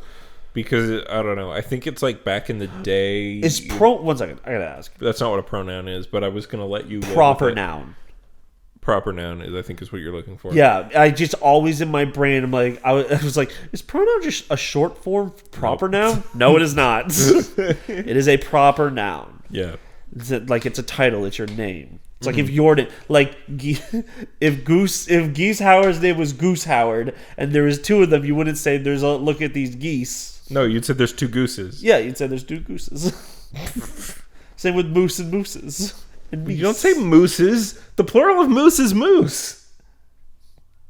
Yeah, I know. But because the thing with like goose, yeah, where it's like people say it should be meese. It should be meese, but it's not. It's octopi. Moose.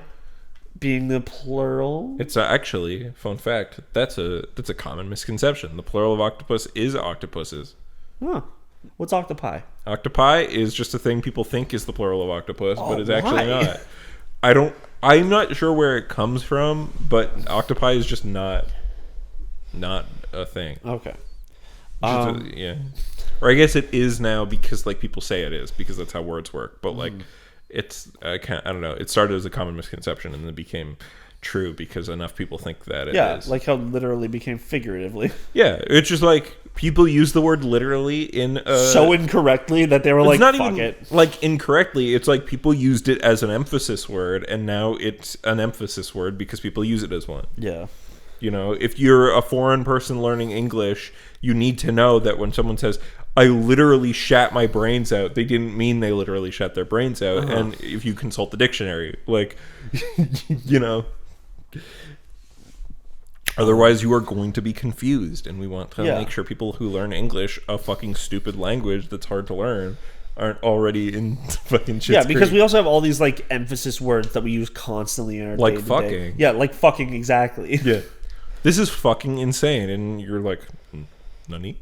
Or like it's like if you were like, bro, you're a dog shit right now. Yeah. Or it's like you're being a real dickhead. It doesn't like you don't turn into like those things. Yeah. Those ones are insults though, where it's those ones are like more like that exists in every language. But I feel like a lot of insults in other languages are just like actually they have words that it's like this is an insult. Well, like cunt and bitch, like and bastard.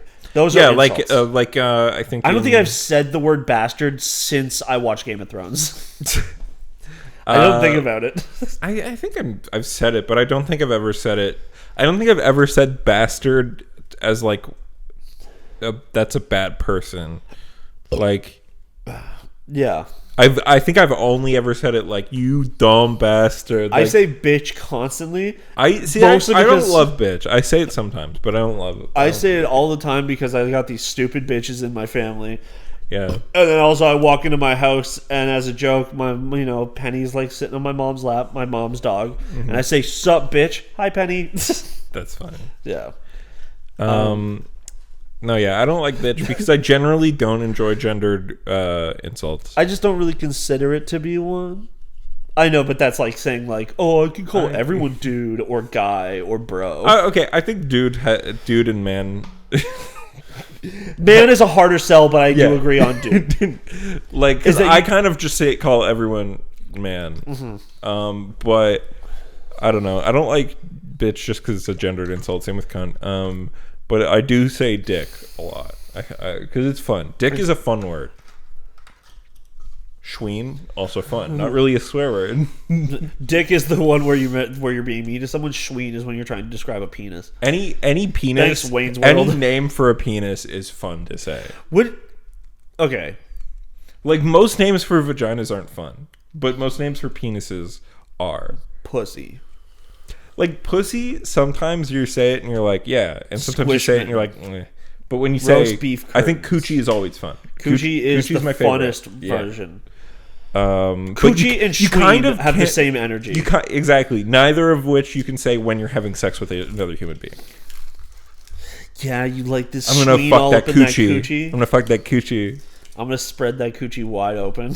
Yeah, like, you gotta kind of say pussy. Yeah, and like that sucks for some people though, where like pussy is just like a vulgar word to them. It's just kind of gross. Yeah. Yeah. I do think cunt is kind of hot. Yeah, baby, I'm gonna fuck that pussy. I don't like you doing that. That's what, also the Simpsons. Back to that real quick. Yeah. In season 6, the episode where they have the litter of puppies. Yeah. And Bart just walks in. He's like, Santa's little helper sucks. All he does is hang out with his bitch all day. What? And She's Bart a bitch. She's a female dog. Yeah, and then Marge says, I'm going to have to call the dictionary people about that one. That's a great joke. Yeah. And that's also, like, kind of one of the most actual little kid things. Yeah. Because, like, a kid would try to get away with that. Yeah. By being like, well, that's what it is. Bro, wait a second. They do the same joke in that spin-off episode we talked about, because there's the part where they do what if the Simpsons were beavers, and then he says the damn house, and she's like, Bart, don't swear, but we live in a dam. I thought it. Okay, yeah, of course. I thought it was gonna be what's a dike? Isn't that also like a sort of like dam? I think it's more like a ditch. I'm gonna look it up. So anyways, Nathan, what have you been up to? I've done lots of stuff, but I've also not done that much stuff. I've been playing like a long wall or embankment built to prevent flooding from the sea. Oh, so it's kind of like a seawall? Yeah. So it's not like a dam, it's like its own thing. Yeah. Oh. Wait a second. Does that mean that in the finale of the Batman, the Riddler blows up destroy the SJWs. And all of the bisexual women who like the Riddler because they think Paul Dano's hot because they're disturbed now are going to be like, no. I'm sorry, bisexual women. I shouldn't call you out like that. Yeah. And also, I know a straight woman who loves Paul Dano. Oh, you know what? Actually, I can't remember what Holly is anymore. Bisexual. Is she? Yeah. Okay. Well, you've worked the same dude for like 12 years. You start to forget things. Yeah. No. Yeah, she loves Paul Dano, but also fucked Paul Dano. Neither of them listen to the podcast, so I want to tell you this. Yeah. I sent Destiny this meme. I'm gonna fucking find it, and it's like a massive quirk chungus and like literal man child. And it was like a meme, and I sent it to Destiny, fully thinking of those two in my head. And that's who she sent. And she was like, "Bro, that is literally Gavin, Gavin and Holly." Damn. Fucking called out. If you know them and you listen to us, don't tell them we said this. Or fucking, I think I sent it to them later. Okay, never mind that. Okay, no, the actual meme is like so devastating. Really, it's like, here's the picture. I'll read the text street. No, I'll read it out. Okay, Quirk Chungus fails to realize she has already become her mother. Some dogs are doggos, some are puppers. Missed out on being a whore. And then man-child lacks all personality and will. This has in turn become his entire personality. His own existence is okay with him somehow. And then there's a cat and it just says child replacement. Missed out on being a whore is definitely the funniest part of this. Dude, that's so fucking factual. Yeah. Oh no! The reason why these are even made is I have decided to become a millennial comic artist. My original characters are Quirk Chungus and Man-child.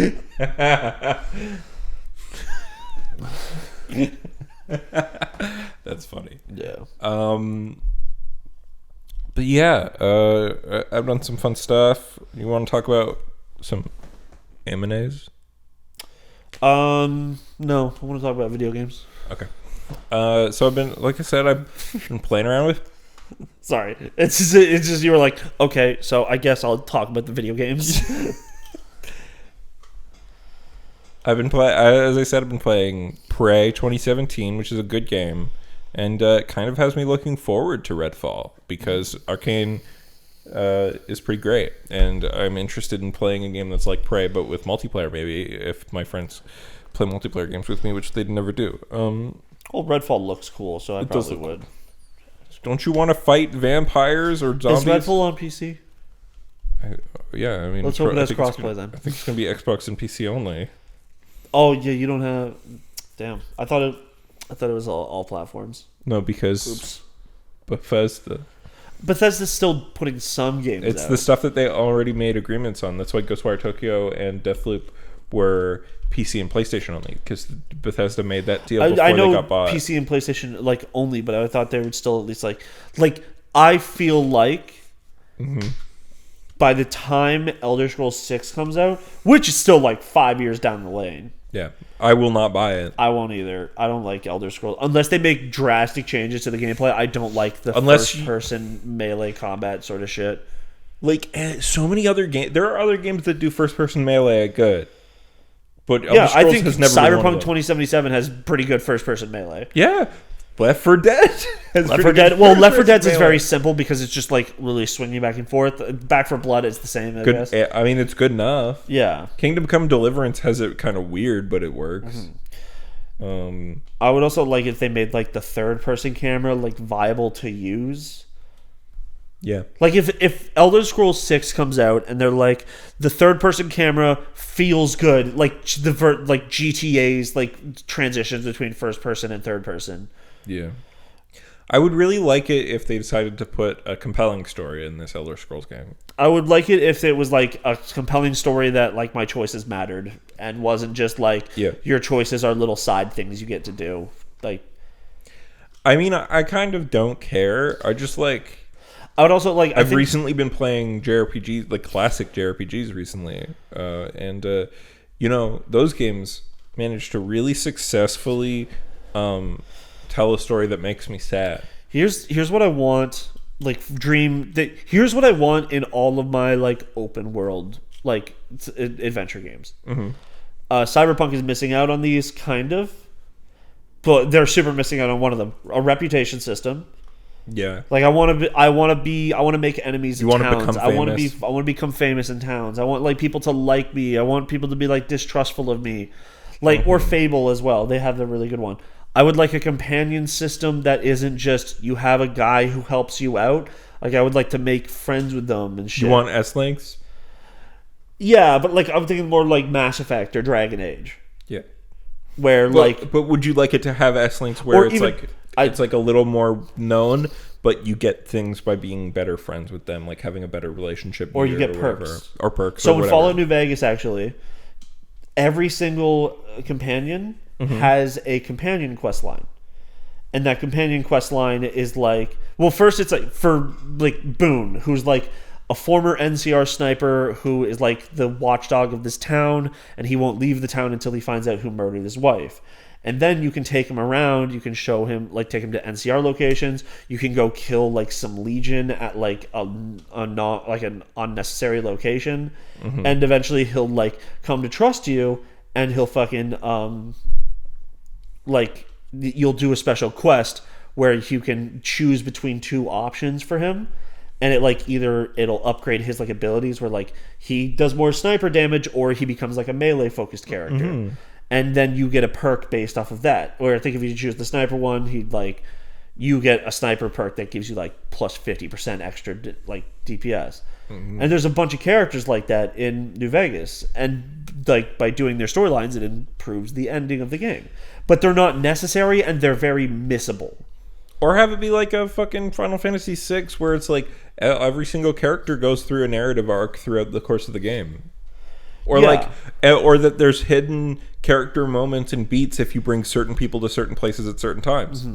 I just think I think companion in like open world like games like that is really fun because it like it's not fucking Aloy and Horizon just going like constantly talking to themselves. Yeah, oh yeah, that too. It's like that's so annoying. You can have like little conversations. Like Kratos and Atreyu. And yeah. Is that his name? Isn't that his name? It's a something. Okay, whatever. It is Atreus. Oh, Atreus. Yeah. Yeah, they like them having conversations is like a good way, and then also including Mimir when you get his head is like a good way of like reminding you what path you're supposed to be on, but then also having like little talk moments where it's not just a character like talking out loud to nothing. Yeah. The Guardians of the Galaxy game tells a lot of its story and character relationships by having them bickered during the game. Yeah, so give me like a Dragon Age style fucking like Skyrim game or something, where or like Elder Scrolls 6, where like I go and I meet characters, I can bring them back to a base. Also, base building, but one building. Improving that one building. I don't want to do time jobs. I want to have my hands on everything. Maybe I could get passively more materials later on, but I don't want to be like, oh, let me just send out a guy to go do the work for me. Bethesda, just make it Suikoden 2. Yeah, Bethesda, just rip off Dragon Age Inquisition. Yeah, no, because Suikoden, those games have a castle building element. Mm-hmm. They have, they have mostly the same type of combat, but then there are parts where you actually do major war battles and one-on-one duels, right? Where the gameplay changes. The one-on-one duels work on a rock, paper, scissors system. The war battles work on a tactics, like, Fire Emblem type system. Yeah.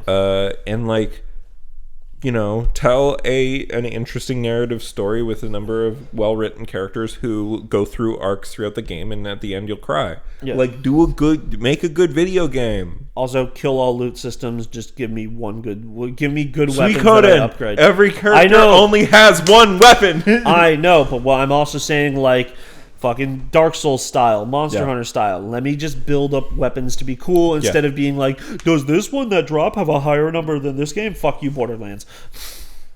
The worst. Fuck you, Mass Effect 1. The worst thing about Stranger in Paradise, and otherwise great game, and they've also just finally added in some updates that make the loot system easier, like being able to set an auto trash. Not trash because they turn into materials, but like auto dismantle. Yeah, that's the word. Auto dismantle that you can set if it's like below a certain level. Cyberpunk needs that so badly. Cyberpunk needed it too. Yeah. Cyberpunk also needs a mass craft system. Their crafting system is actually really good and like really like amazing for like building up your weapons and shit. But I don't even remember that part of the game. Maybe I completely bypassed it because you can. But, like, all the iconic weapons you can get and shit? Mm-hmm. When you get them, and if you get the right amount of materials, you can upgrade them to the next level. Yeah. And it matches its power to the level you are at when you make it to the next thing. And it gets, like, a huge damage boost. So, they've rebalanced all the weapons and fixed it. But I had the Archangel, the gun you get from River's Quest. Yeah. And I had it doing 1,500 damage per shot. Damn. Yeah. And like I was picking up like LMGs and shotguns that didn't even touch that amount of damage. I don't remember because, as I've said multiple times, I just beefed my melee attack so much in that game and got the fucking gorilla arms that I could either punch or use any melee weapon and just easily like beat enemies in a few shots. So I like bumped up my health. What were we talking about? Were we talking about Suikoden? Yeah, we were talking about Prey, but Prey good. Suikoden 2 good. Final Fantasy 6 good. Play a classic. Go out there. It's summer, baby. Play a classic RPG. If you are upset that a video game you have been waiting for has been delayed, go play another video game franchise. I guarantee you haven't played all of them. Yeah. You're not me, though, who has played all of them. Like, seriously, if you're out there and you're like, I want an RPG with a good story, like, there's so many great RPGs out there. Like, have you touched the SNES Final Fantasies? Have you touched the PS1 ones? Because those are more famous. There is 14 other Final Fantasy games. Yeah. There's 15 mainline Final Fantasy games. If you really need to play Final Fantasy 16 and you've only played like 15 or 7 remake part 1, go play original 7. Go play 6. Go play 9, 4. Go play 13 and waste a month. Yeah. Like they're great. Like, have you played the Nier games? Like, have you have you played Kingdom Hearts? Kingdom Hearts is great. A franchise I don't like, but I know I don't like it because I tried. Yeah, and again, and I then talked I'm about bummed it a lot. that I don't like it because 4 looks kind of cool. Yeah, and of course, like as I've been going on, like Suikoden 1 and 2 I've played, and they're both fucking great. Like the second one is miles ahead, and I would say like because they chose to stick with pixel art, but decided to just like make it.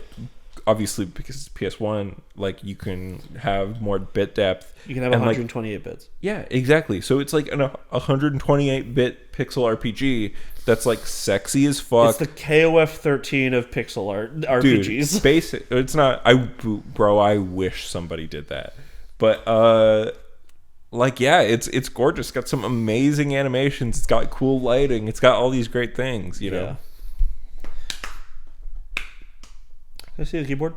Sure. I'm going to play a trailer for the game I'm going to talk about. Don't fall mouse. Where's the button? It's on the top there. Yep. What game? I've been playing a roguelike that has existed for a few years, but I literally just discovered it because... The Binding of Isaac. Atomic Hearts in an easy and proven way. Atomic Crops. Yeah, so I've been playing this game. It was on sale. Mm-hmm. Turn this down. Cute. It's got a very Adventure Time like feel and aesthetic to it. Like, look at this art and shit. Oh yeah. So the whole concept of the game is that your uncle dies, and you inherit the farm. Yeah. And then like nothing goes wrong. So you plant crops, you stop like little critters from eating the crops.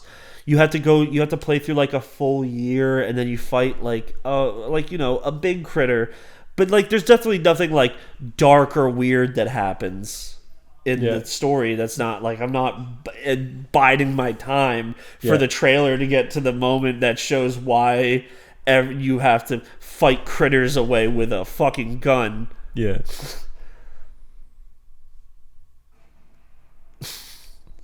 Because it's post-apocalypse. They're atomic crops. Yeah. So the way the game works, it's very similar to Gungeon. Yeah. Where you like it's a shooter and all that. The gameplay is going to show up here. Yeah. Oh, it's cute. Yeah, you plant like little crops. You can go exploring around. You can get married. Like you get married on. Okay, it's runs. Stardew Valley with guns. It's Stardew Valley and Gungeon having a child.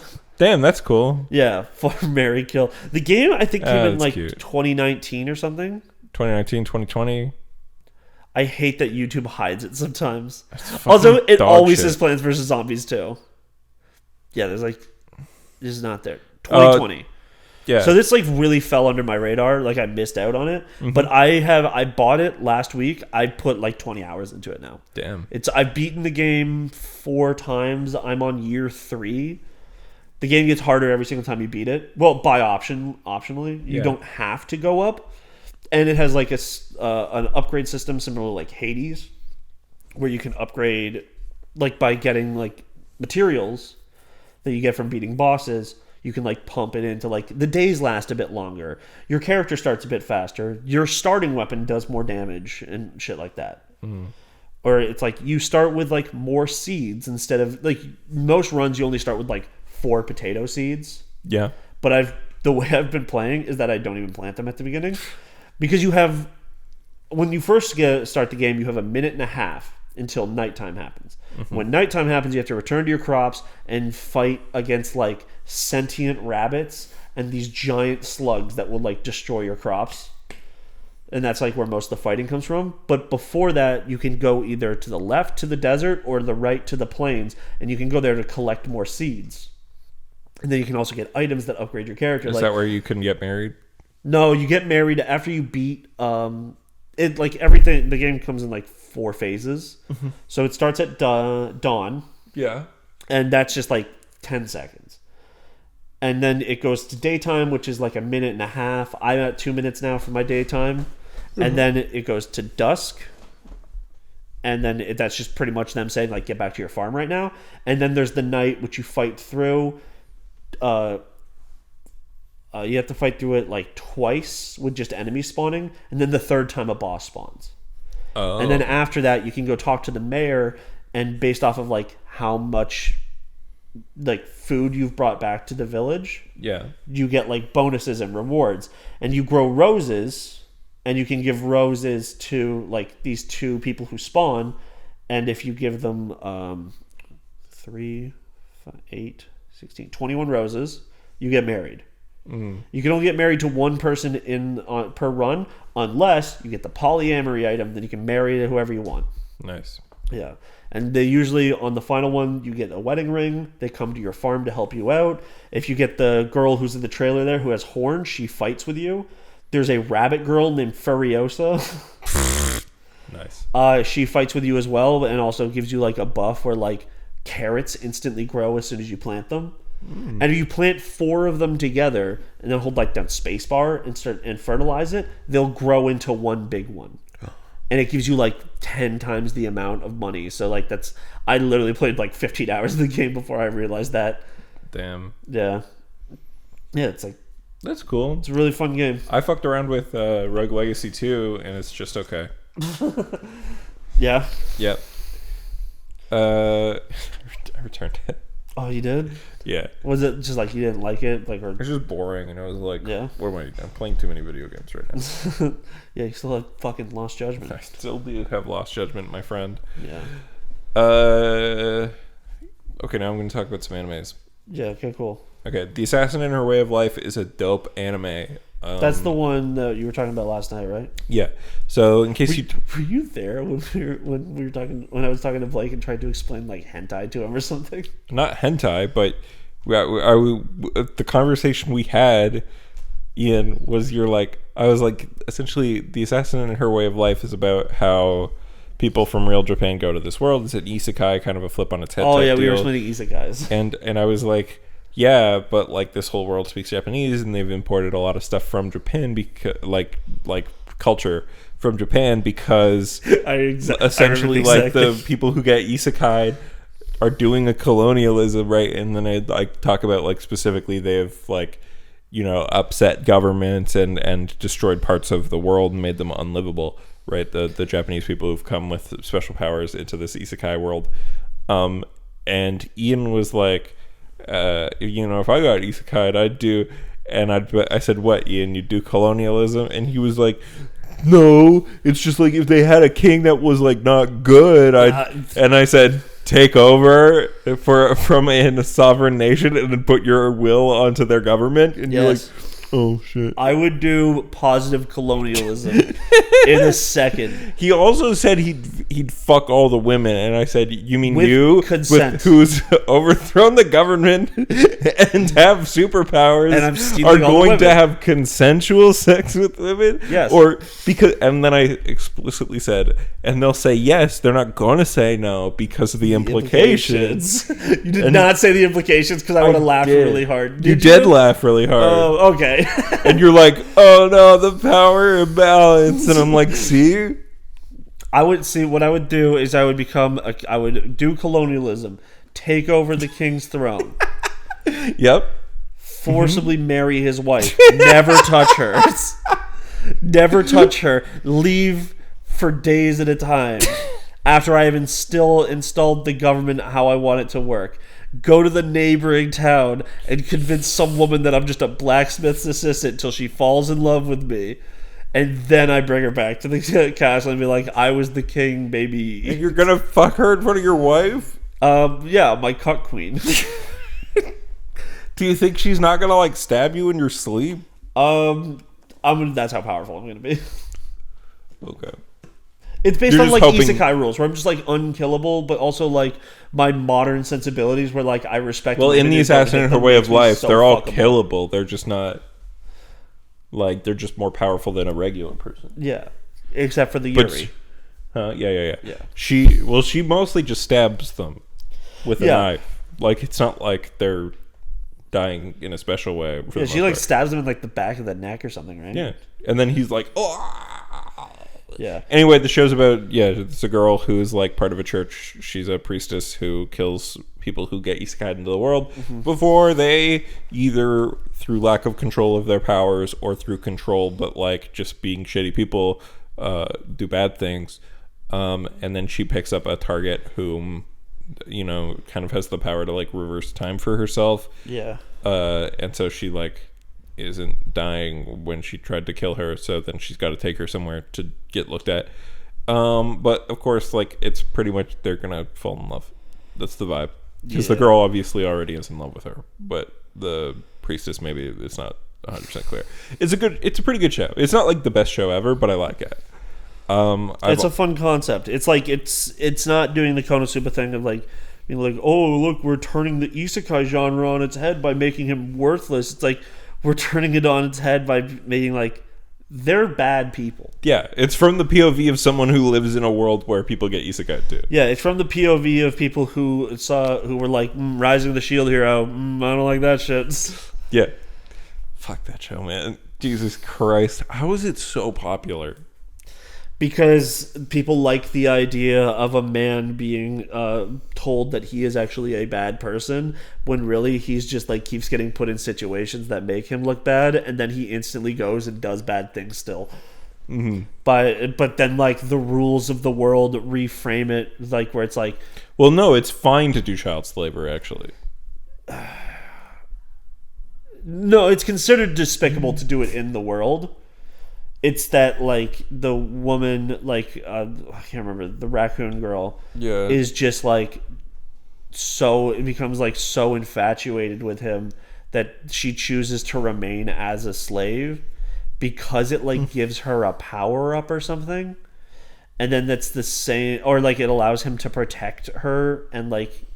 And then and then even though she's a little kid, she levels up like a kid, like a because video she's game a beast character. person, which is she like levels different. up like a video game character, and therefore becomes an adult, and then tries to fuck him. And then she becomes like more mature than him at one point. But there is also another weird one where it's like it looks like the beast children in the universe don't age unless they try and like level up. Because I think you go back to like her slave. There is two different endings of the show. The show is much better at like making Naofumi not look like a piece of shit. Yeah, I'm not watching the second season. I'm going to tell you that because I did read the manga for a while and it does not get better. Yeah, but in the show, I've said it before. The fact that the setup of the show is he gets blamed for a rape he doesn't do, makes me think that the author hates women. Is a rapist. Yeah. So, but he at the end of the show, he is finally like now in like the people's well regard, and now he has to like fight against the other like weapon, like the spear hero, the bow hero, and the sword hero. Oh, also because they're pieces of shit who aren't realizing that they are in a video game world. But it's a real world, and they're treating it like a video game where they're just like, get out of my way, killing people, betraying people for like who gives a fuck? Their personal gains. And he's just like, yo, these people are real. And they're like, whatever, you raped that girl. And he's like, I literally have the mother of the woman you said I raped saying that I'm innocent and that her daughter's a cunt. Like, come on. Yeah, but he has like the princess who is like the sister of the woman. Well, because like the other thing that's the reason why the world of the Rising of the Shield Hero is so bad is because it's a matriarchy. Yeah, exactly. All the women are in charge. Man, when I was watching the show, I was like, and they said that, but there was a king in charge. I was like, bro, I don't think this is a matriarchy. And then it just like, but then the wife shows up and just instantly disposes her fucking like husband. Yeah. And I'm like, okay, I guess it became a matriarchy, but whatever. It's because the author hates women. Okay, wait. So at the end of the first season of the show, he gets like gifted a town. Like he becomes the lord of a town for like all of his good deeds. Mm-hmm. And he goes to that town and he like frees all the slave beast people and becomes like a hero symbol for them. And he's very nice to all of them. Mm-hmm.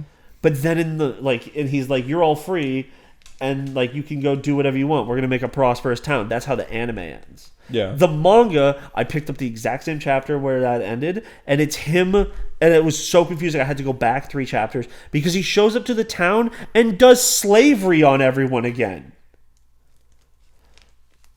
Because there was like why is this show so popular? Because it's a pro-slavery, anti-women show. Because when he goes there and the raccoon girl like sees her like childhood friend who is now only like 12 years old and beast because she hasn't killed anybody. Because it's a guy. And he's like, whoa, I'm in love with my childhood friend who wants to go fuck this like human who's an asshole. And he's like, I want to be strong so I can protect the village. And in the anime, he straight up says, I could temporarily make you a slave because he gets but he's like, I don't want to. But if you join me as a slave, you get bonus EXP. And you get like party EXP and shit. Like how World of Warcraft works. And you'll grow up a lot faster and you'll get a lot more powerful. You heard it here first, folks.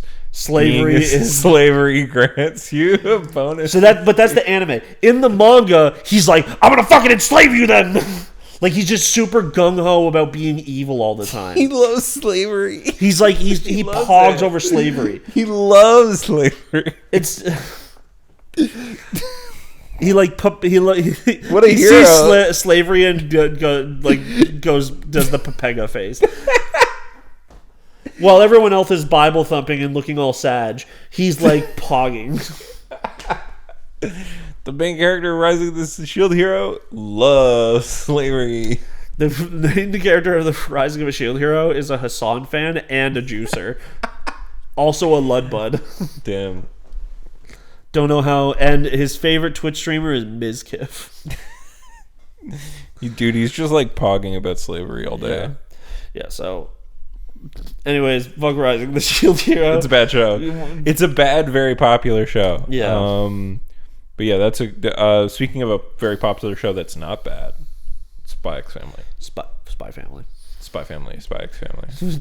Gonna get me after with Hunter all these times. No, I said Spy X Family I said Spy Family the whole podcast, but I said Spy X Family there just in case someone wants to Google it. Oh yeah, that would be easier. Yeah. Instead of Spy Family, they get like some fucking like weird shit. Yeah. What a great show. It's good. I've been waiting for this for so long. I've been telling everyone that like literally when it comes out, it's like going to be the best show. So like the show was like trending so much with the last few weeks when new episodes were coming out. And I was like, I don't want to hear about it. I don't want to hear about it. I don't care. It got to that point like when any giant show comes out and everybody's nonstop talking about it. When it's an anime, I'm always like suspicious of it. You know what I mean? Yeah, the Jujutsu Kaisen and Demon Slayer effect. Yeah, because like both of those shows, like I think they're both like have good elements, but I just don't really care for them. Especially like shonen battle shows.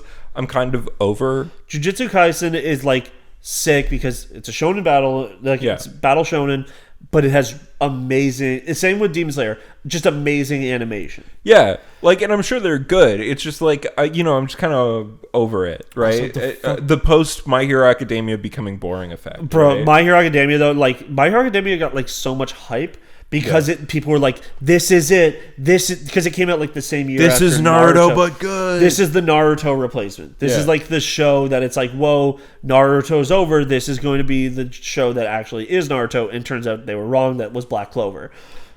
Yeah, I think My Hero started better than Naruto. Like the first season is good. Like you're like, oh shit. Yeah, but also Naruto has like. Yeah, let's just say sure. I'll just agree because I don't really want to fight about Naruto. I think My Hero, like the first 2 or 3 seasons, I think slap pretty good. I think My Hero Academia has done actually you have all these magical powers inside of you that you didn't know about and are unlocked for no reason. It was done so much worse than Naruto's. Like you have magical powers inside of you. That's fair. But yeah, like. Conceptually, I think My Hero Academia, like I think it worked for a while, and I was really hype about it, and I loved it a lot because it, I don't know, struck a chord with me and many other people.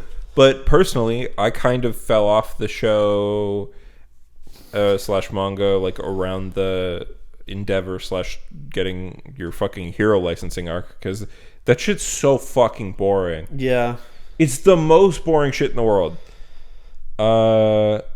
and I don't care for it. It's also like it's too much of like they sit there and like talk to themselves and think there's a lot of action, and then when there is action, it's like very boring and like a lot of like we're just flying through the air, or I'm gonna like do one thing and have it's like an explosion. And I'm sorry, but the consequence of like you do or don't have a piece of paper to do something is not interesting. Like if this was like a more down to earth teen show and it was about getting a driver's license and it was 2 episodes, yeah, sure, whatever, I get it. It's important when you're a teenager to get a driver's license. I felt a lot of feelings about it. Then you could make it that in a show. Also, but to do like 6 episodes of like getting a hero license when literally like a few weeks ago the fucking mentor lost his superpowers and it was the hypest shit in the world. Oh yeah, that's like the peak of the fucking. That is the peak of the anime. That is peak of the manga. There is nothing as good, and everything that has happened since is okay. There's one really cool shot in the villain in the My Villain Academia arc, but like. When like the Toga gets like her upgraded version of her quirk, that's super cool. How she can now ingest people's blood and use their quirk, like instead of just looking like that, and how she fucking and they butchered it in the show. It looks so fucking bad. Really, where she has a bit of she always kept like she's like in love with Ochako. And Ochako. Oh yeah, she's like in love with both of them. She wants a throuple. Damn. And you know what? She like takes in her blood and she's like wants to become her super bad, and she only like gets half of her face to transform, but she gets like the gravity pads on her fingers, and she touches all the people who are like stomping her to death. Like literally in the manga, she is like bruised and bloody. Like her face is like crushed. She's getting stomped, and she sends them all to space. She sends them all to space, and the woman who was like leading the crew that was all trying to kill her. It just like says this like really poetic thing about like being free as a bird, because that's like Toga's thing, is that she like that her first thing she like killed was a bird. And then it all drops, and it's like massive blood splatters like flying up like it's a fucking fountain. It's raining, and it looks so good. But then in the anime, it's just like a bunch of people just going like whoa in the air, and then they all just fall and die. But there's like no effect. Where like it's implied in the manga that they went up so high that they hit terminal velocity, and became blood splatters. Yeah, it's so cool. But then the anime like guts it down so much. Which is lame. Yeah. But yeah, so that's why I'm like kind of against stuff that becomes super popular and stuff that's shonen. And like what I like about Spy Family / Spy X Family, if you want to Google it, you know, / if you're not familiar, how Japan just puts X's in the middle of things and it's supposed to be a space. Yeah. Well, there is a space. There's just also an X. Yeah, it's Spy Space X Space Family. Whoa, you can't say SpaceX. Oh shit, Elon, I'm sorry. But yeah, Spy Family. What I like about it is it doesn't feel like a shonen story. Like it feels seinen almost, because it's like about being a parent sometimes. Like it's still goofy as fuck. Like I didn't really love they let out all the fucking animals in the streets of this school thing. I was like, that's stupid. And I didn't really care for that part. But the scene after with the interview, it's supposed to be like a joke. Yeah, but I didn't. It's just like not that funny. I was just like, whatever. This feels like extremely manufactured. Yeah, it is. Thing for them to fight against. The whole part is supposed to feel manufactured. Yeah, but okay. So the guy falling in the vent and that being like a thing set up, a test. I'm like, that's good. That's like okay. They should have had more tests that showed up. But instead, we just see. Or they should have had them be things that someone could set up instead of it being a fucking bull trying to murder you. No, but that was an accident. It wasn't supposed to actually. I don't know. I just didn't find it very entertaining, that part. But the interview part I found really good. Spy X Family is a show that is almost surprisingly excels in its scenes of dialogue. Like, it's kind of at its best when people are talking to each other. And it's also is just like... the scene where he proposes to her is like gorgeous and amazing. Yeah. Also, just like the whole show is about a man who is like... He doesn't want to be involved with anyone else because he's like... He thinks he works best alone. And that the reason why he's doing all this is because he was a crying child on a battlefield and he never wants any child in the world to have to go through what he went through, and it's like told like immediately. Like it's like you find out this dude's a sick spy. He's kind of a cold motherfucker. Yeah. He adopts a daughter because he has to for a mission, and then instantly becomes like he has to play the role of a perfect dad, and it is like overwhelming for him. And it's so cute. Yeah, it's so well done. How he just would you like say can't that this is understand Abe's best get Japanese people to have kids attempts yet? Absolutely. I would say it might be. I think this was his going away present. He was like, I failed all these times. I failed the Sweetness anime. and Lightning, I think, was his next best but like Spy Family works because I think you get the people who wouldn't watch a show about people having a kid because there's guns in it. Sweetness and Lightning is so good only because that kid is so cute, and they really sell the idea of like, you're like, I want to have this adorable daughter. I want to be this single father. Yeah. But then it's like actually so devastatingly sad. Same with what was the other one? School Babysitters or something. Where like the whole concept of the show is that this like this kid and his little brother, they're like 12 years apart. Their parents die in a car crash, and he has to take care of them. He has to take care of them, but the only school he can do it at is this like prestigious school that has a babysitting club. So he has to join the babysitting club, and he takes care of all the kids after school and during lunch. And the headmaster is like his adopted mother. And there's one moment in that show that did make me cry really hard. But like, it's definitely like, it's such like have baby please propaganda. Yeah, it's just well done propaganda. I think this doesn't feel like propaganda, but is. Yeah, for sure. But it's still a fun show. I really like it. It's got good characters. Although I think they are going to do the thing where they like take too long to do something that I really want that feels obvious. Oh, like him actually falling in love, or them figuring out about each other. Like the entire point. Spoiler alert for how stories work. If somebody has a secret in a story, that secret gets found out by the person who he doesn't want to find it out. That is how storytelling works. They're on chapter 60 in the manga. Yeah, they do not know at all. Neither one knows the other one. Neither one knows the other one. They have a dog now. Yeah, okay. Bond. I did know there was a dog. I love him. He is great. Yeah. The most recent chapter ended with a teaser. I think the reason why Lloyd joins the spy agency is because of Frankie. Oh. See, I felt like they knew each other, but they didn't know each other that well. It's like he is like his. I'm trying to think of like an equivalent, but I'm not super familiar with James Bond. Q. I don't think so, because Q would be. Doesn't Q give him jobs? Like give him jobs and gadgets and shit. Q usually just gives the gadgets, like because M gives the job. I'm gonna put this in Kingsman terms. Yeah, Merlin. Yeah, Merlin. Merlin's supposed to be Q. Okay. It's like if Q wasn't directly working for his boss. It's like if there was like a private separate Q. Yeah, where Frankie is like an information gathering agent. He's information broker, but he also makes gadgets. He is literally But Spy Family is really fun. All the characters are pretty likable. Yeah. I hope it continues the way it is, but like, man, I started watching that show and I got like immediately hooked. I watched all 5 episodes in one day. Yeah. Then the episode that came out last week is like everyone's just like talking about it is just like, was this necessary? Yeah, and everyone is like, yeah, in a way it is. It's very much filler, but it's cute, and I liked that I saw. It's manga filler as well. Yeah. But I like it when it's cute. I would like to see those two characters also like actually fall in love because they're cute. Like God, that would be so hot. Just fuck. You're screaming at them the whole time to fuck. Yeah. So like hopefully if the thing takes like 200 chapters for them to fuck, I'm gonna be mad. Literally, so the unfortunate part about Spy Family is like chapters only come out every 2 weeks. Yeah. Because it's a jump. It's a Jump Plus, right? It's a Jump Plus, yeah. Where those guys have different deals, like Monster Number 8.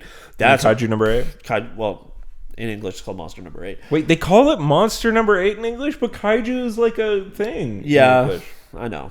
People say Kaiju. No, Kaiju is like just something that joined our like lexicon. Yeah, But because of like movies like Pacific Rim and like popularizing it in the West, obviously. Yeah, because Godzilla was just called monster movies, but they were kaiju movies. Yeah, like it became like, oh well, when you're talking about a certain type of monster, it's a kaiju, like you know, a giant monster that attacks a city. Yeah, so. But it's whatever. Just because kaiju direct translation is monster. Just that kaiju now works in our side of the pond as giant monster because we understand it now. But so I think I hope next big arc they go through is going to be them figuring it out.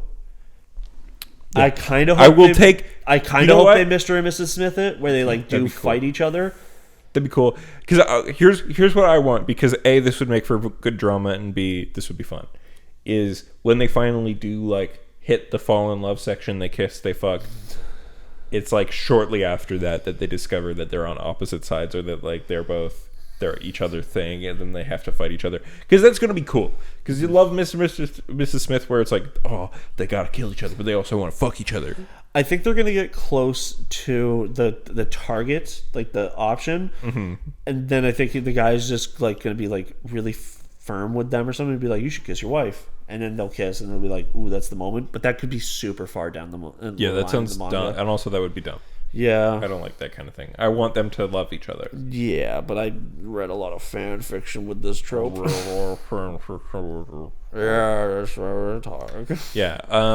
Also, the author created this series basically out of obligation.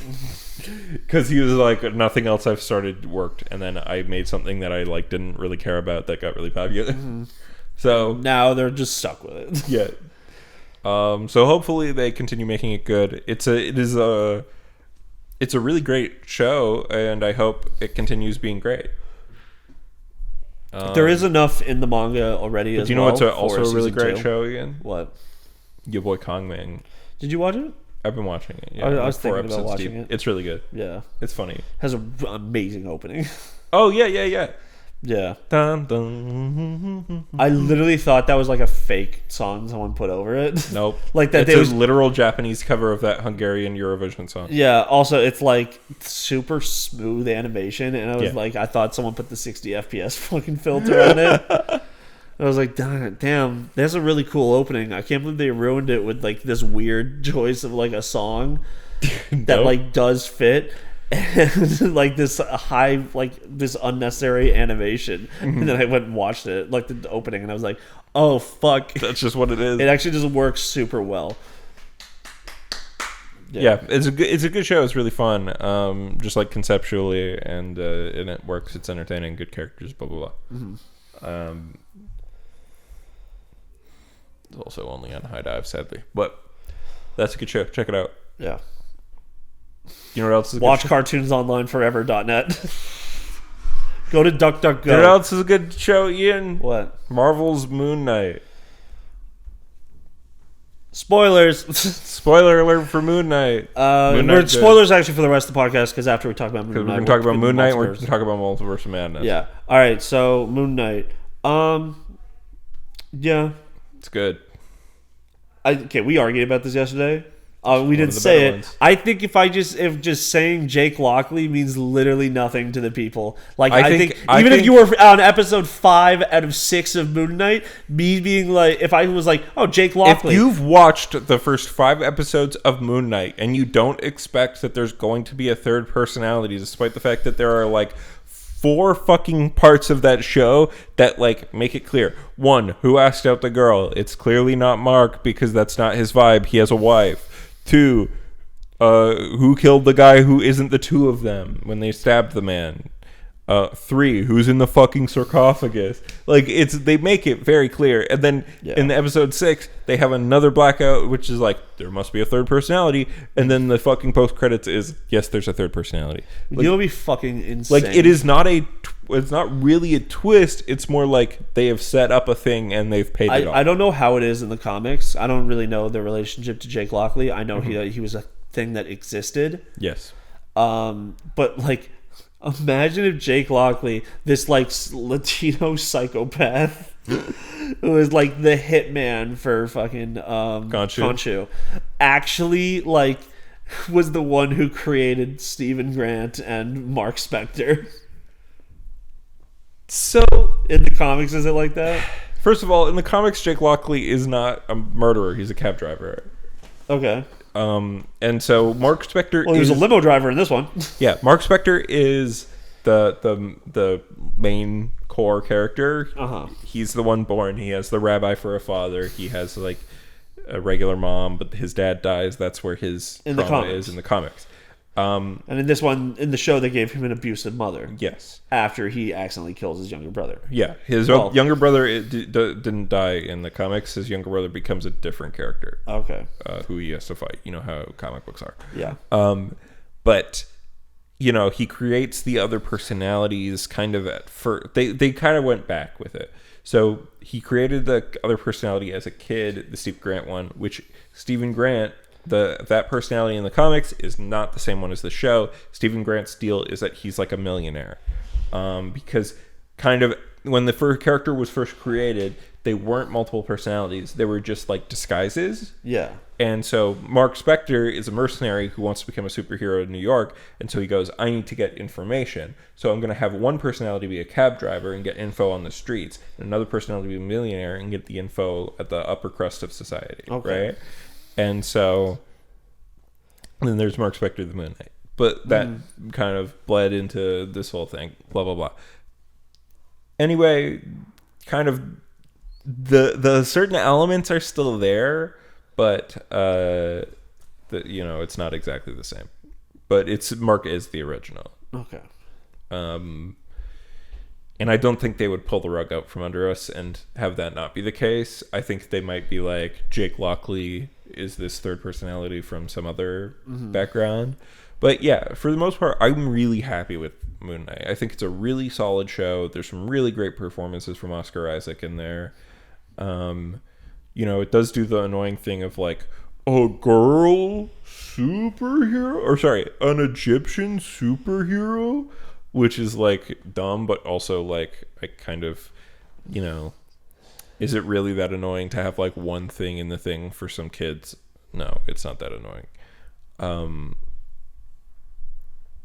But I just think, Layla is a more deeper character than an Egyptian superhero. So when a character's like, "Are you an Egyptian superhero?" I'm like, well, no, but she's a person. She's like a good person who's like a three-dimensional I think that's just character. them showing that like a kid is kind of hyped that now there's like some Egyptian representation. Yeah, I in know. their world. It's just like some weird. That's like such a nitpick because it was such like a throwaway part that wasn't necessary. Yeah, I think she has the fucking that outfit is so cool. Yeah, I like her like wing daggers thing she's got going on. Yeah, I thought that was a really cool design. And also it the Muhammad Daib, I'm sorry, the director of most of the show, he's an actual Egyptian man.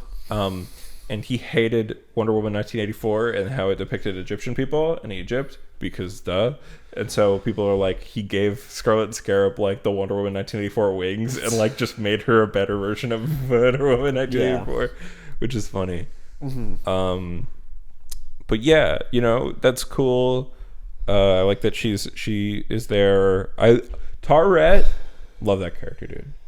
Who? Tarette, the hippo. Oh, she's great. She's great. We love her. Weird that she's British. Khonshu's also British. Weird. I think it's just a voice. I think it's just that Chadwick Boseman was right all those years ago. Remember the thing where they were like they wanted him to do a British accent for he T'Challa? wanted to do an African accent, and he was like, "No, I know how this shit fucking works. You're gonna have me do a British accent. We'll go do a movie in Wakanda for Black Panther, and everyone else will speak with a fucking like South African accent or whatever. Yeah. And then I'm over here like, oh, lovely. Yeah. No, I think that's true, but also I think, those characters are both, specifically Stephen Grant talks with a British accent, so maybe that's why he perceives her as with a British accent. I don't know. I think because it's funny. I think it's funny because she's a big hippo lady with like ears, and she talks in a voice that you don't think. Yeah, it's very cute. Consistent. Voice. It's cute. Very lovely, lovely young woman. Yeah. I think Khonshu. I don't Khonshu really, has a good voice. It's I don't- F. Murray yeah. Abraham, eh? What? That's F. Murray Abraham. I don't know who that is. You remember Grand Budapest Hotel? Yeah. You remember the old version of Zero? When he's an old Oh, man? yeah, yeah. And he's like, I'll tell you when I was a lobby boy. That's him. Also, I understand that he's like that. You're saying he's British, and I'm sure that actor. Well, he's is doing British. kind of a British accent. He's But not just actually the British. way He's like the Indian. filter they have on him is just like warping it. That I Yeah. like don't really think about the accent like that. Yeah, that's fair. Yeah. I thought the fight. There's some really cool angles in the fight. I like big giant monsters. Yeah, I think that was fun. I like her design where like she has a crocodile tail, but it's coming out of her head Yeah, that's cool. because it's like it's like braided up like into a ponytail, That's cool. Yeah. or like a braid, whatever. Yeah. It was like a cool character design thing. Yeah, it was visually really, really exciting. Yeah. Fun fight. The blackout part, and he like is back on top is cool. And also the other guys like defeated, lying Yeah. on the ground and shit. Yeah, yeah. I think that was like kind of. It kind of was like I a understand that cop-out. it's like there to set up for more shit, but it's like come on. It's a little bit of a cop out, but Yeah. also like one of the things somebody pointed out is like the difference between the blackout is actually much starker because there's a lot of characters who are like in the background standing up that are on the floor. There's like shit flipped over. There's like shit that's exploded, like which implies maybe we'll see like a different angle on that fight in season 2.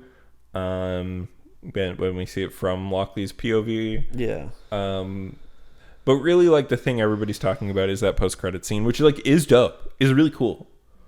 It's pretty hype, and It's just them killing Harrow. and the. But I limo, like right? it. It's a good scene. Yeah, And also, he has the Spectre limo from the comic.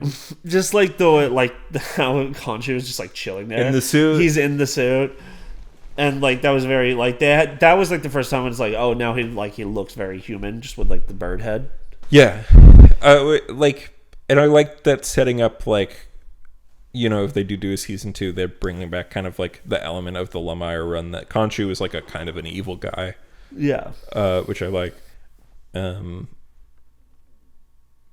Yeah, I hope they do more. I really liked Oscar Isaac in the role. I liked Oscar Isaac in the role for sure. I like the actress who played Layla. I think she's like really good. A really fun take on like Moon Knight's love interest, who's usually a fairly uninteresting character named Christine. But instead, they made it a fairly interesting character, Red Scarab. Yeah, by having that combined, which I liked. Even though the Red Scarab, traditionally, in case you don't know, fairly unknown Marvel character who Captain America and Namor fought as the Invaders, who was like a villain because he was like the superhero who represented Egypt and they were fighting against him. Bro, it would be so funny if Namor just shows up in the universe. Namor's going to be in Black Panther too. Okay, but like Namor is just like literally pops out of the ocean. And he goes like, "Bro, what is going on? Things keep happening on the sea. I don't really care about up here. I was just down there chilling. Lost half of my friends. Was like, guess a bunch of sharks got hungry, and then I went and chilled for like 5 more years, and they all came back. What? Namor. I have no idea what Namor is like as a character. I'll explain. Aquaman? Yes. I know what Namor is. No. He's okay. the first mutant. No, sort of, maybe. I don't know. But Namor... So, Aquaman is a ripoff of Namor. Uh-huh. But the reason why Aquaman is more well-known and popular than Namor is because Namor's whole deal is like he's like a huge asshole. And nobody likes him. Because Namor... Okay, one of the things that is true about Namor is he desperately wants to fuck Reed Richards' wife. She has a name. Yeah. Miss Fantastic. Miss Fantastic! Sue Storm? Sue Storm. Isn't her name like Mrs. Fantastic or something? The Invisible Woman? Oh, she actually just the called Invisible Girl. Woman? Okay, I didn't know they actually gave her that title. Yeah, she was the Invisible Girl, and then they Yeah. changed it to woman when it was the 70s, and people were like, maybe she shouldn't be called a girl because she's an adult woman. Yeah, so speaking of Reed Richards. Speaking of Reed Richards, spoiler alerts for the Multiverse of Madness. I also really liked the Multiverse of Madness. I was really happy with it. It was was very weird for a Marvel movie. It's nice and short, and it doesn't spend its entire runtime setting up and paying off other movies. It's just its own movie. Did you hear me arguing with George? Yeah. I chimed in and went, no, that works in the movie, that because the point is not that Doctor Strange okay, let's one second. Let's talk about the actual movie first. Yeah. So the actual movie Multiverse of Madness is like a really non-stop movie, which I liked about it. It's keeps moving. It kind of does. I do miss a tiny bit of downtime. Yeah, because that's where you get the character moments. But it was I feel like they could. I know you just said you liked the length. Mm-hmm. I feel like they could have tacked on 15. You know what? I kept seeing Marvel fans being like, the movie was bad pacing. They could have added another half hour, and I'm like, no, I don't need every movie to be 2.5 hours. Let this movie be 2 hours. I was gonna say 15 minutes just for character moments, but honestly, I could do 5. You could, yeah. I like what they did here because again, it's a very economical movie, which I like, and but also there's not a lot of setup because the setup has been done already. Yeah, the groundwork was laid. At the previous in WandaVision and in Doctor Strange 1 and in fucking I guess Spider-Man 3. Oh yeah. Just little things, and then you get to see a very quick opening shot with America Chavez, and bam. Nothing. Oh, or Defender Strange. America Chavez. He's an asshole. He seems good, and then he's an asshole, and then he dies. And then, boom, Doctor Strange wakes up, he goes to a wedding. Well, okay, he does save America Chavez at the end, though. Yeah, he does. First he's like, I'm going to take your power because if I hold on to it, less chance Wanda can kill me and than you. But then at the end, she fails. She's fucking tentacle grabs on and kills the demon or stops the demon from it cuts off it. its tentacles that's holding her so that she can go fall into through. the wormhole through the universes. Yeah, the big star that she makes. Mm-hmm. I really like America Chavez in this movie. She doesn't get to do too much, she's a main character, but she doesn't have a huge character arc. But I'm excited to see her in more stuff. I found her very likable. That they. I don't think we're gonna see her for a bit. Actually, I think she's just gonna she got thrown into being in the into training because obviously she didn't. Kamar-Taj. Kamar-Taj. I think off screen she's literally just gonna leave Kamar-Taj. Yeah, because she's a teen. I think we'll see a Young Avengers thing fairly soon with her and Kate Bishop and at least one other character. Big hands. Miss Marvel. Oh yeah, Ms. Marvel. Maybe grab the grandson of get Isaiah Bradley. That would be cool. Yeah. To be Patriot, because he's a Young Avenger in the comics. Mm-hmm. Yeah, grab a bunch of those guys, get them hang out. Yeah, I think, but because I'd happily see a movie. First of all, I'd happily just watch any project where they just get have America Chavez and Kate Bishop because I like both those characters enough that I'd just watch a thing of them hanging out. Mm-hmm. Yeah, sucks that they're a very different in age in this in this world. Yeah, because she's 20 and the other one's 16. Yeah. I guess that's not super wide age gap. Well, it's currently illegal. They're not. Okay, Kate Bishop. Their relationship's great because America Chavez is introduced older and more in control of her powers in the comics, and their introduction to each other is America Chavez is initially kind of flirty with her. And Kate Bishop is I'm so sorry. I'm not into girls. But you're great. And they become best friends. Me. They become best friends. Yeah. So, I think we're she's going to be gone. She's going to next time we'll see her, the actress will probably be 18. Probably. And then probably be more dressed like America Chavez. She's wearing almost identical outfit. Does she wear a leather jacket? No. Oh. It's a jean jacket. Mm. She's I hope they just make her look tougher. Yeah. Get her a bit more buff. Yeah, get her to be a superhero, and not just a child with powers. Yeah. Because America Chavez is generally more buff because she has like super strength, but they kind of show in this movie by the that end. She doesn't have super strength by just having super strength. She has super strength via her powers. Yeah. Because she's a woman and women can't be strong without magic. Yeah. But obviously, like, She-Hulk is actually going to channel the fucking Darkhold to her. That's how she's going to use her power. She's just tall and green otherwise. But no. So, we got Doctor Strange at the wedding of Christine Palmer. She's getting married to a very hot black dude. And, they do a line that becomes important at the end of the movie because that's how stories work. Are you happy, that one? Both. They do the "Are you happy?" and they do the like thing about like you always have to be the one holding the knife. Yeah. Then, which is what me and George were arguing about. Yeah, and again, I think it's valid within the franchise, but I also think like they need something for Doctor Strange to learn in the movie, or else it wouldn't be a good movie. I think I only have one argument against it. Yeah, but I had a solid rebuttal to it. Which one was that? It doesn't matter. We'll get to it. Big fight with Gargantos, and this is when the movie becomes a Sam Raimi movie. Yeah. I think the visuals were cool. The visuals are sick, dude. But like honestly, I think like the movie's like a 7. Really? No, I really liked it, but that's because I don't know, I got everything I wanted from it. Yeah. Fucking John Krasinski dying. Your dream. Oh, so good. But yeah, man, they took the eyeball out of that boy. Oh yeah. You said Gargantos? Yeah.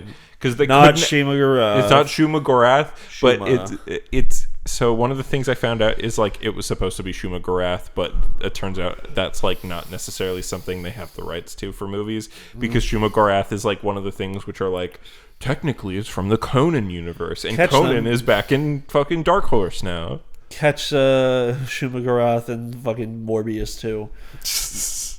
Two Morbius. Two Morbius. Two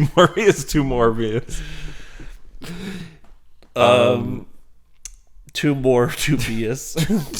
Anyway, yeah, they bury the body of the other Doctor Strange very quickly, and they're like, "Isn't that illegal?" And he's like, "Whatever, fuck you." He's like, "I'm a doctor." Yeah. Or he says, "I've buried worse," which is like a very interesting thing to say. Very funny. But. Anyway, like, he goes to get Wanda and is like, hey, there's some shit, you should help. And then the reveal, she's the bad guy. Which I thought was like, it's kind of like a little bit too convenient. Uh-huh.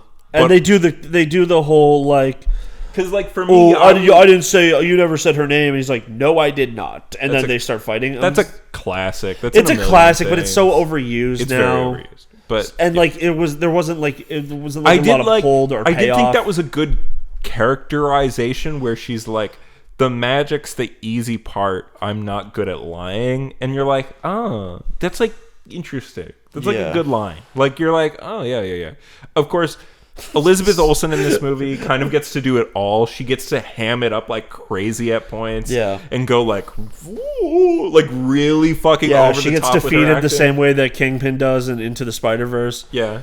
But like, I said to George, he was like staring at me for a second. He's like, yeah. She gets to be like, she gets to do the very over the top, like, I'm the bad guy. You know what I mean? Which is fun. Yeah. But then she also does get to sell that emotionality that she managed to do in WandaVision. So, yeah. I saw this Eddie Burback tweet 4 days ago. I had to go find it because it's so funny to me. Mm-hmm. It's like, he tweeted, he's like, saw Doctor Strange last night and somebody audibly gasped out of excitement when he put on the cloak that he always wears. That's fucking funny, dude. I think I saw a bunch of other takes about that where like Marvel fans are getting a little too obnoxious when it's like, whoa, I see something I recognize. Yeah. Where it's like Charlie Kirk in Spider-Man. Charlie Kirk? What's his name? Charlie Cox? Charlie Cox. Who's Charlie Kirk? I think he's a weird right-wing guy. Yes, he is. Charlie Cox showing up in... Charlie Kirk showing up in Spider-Man. Big Pog. Racism is real.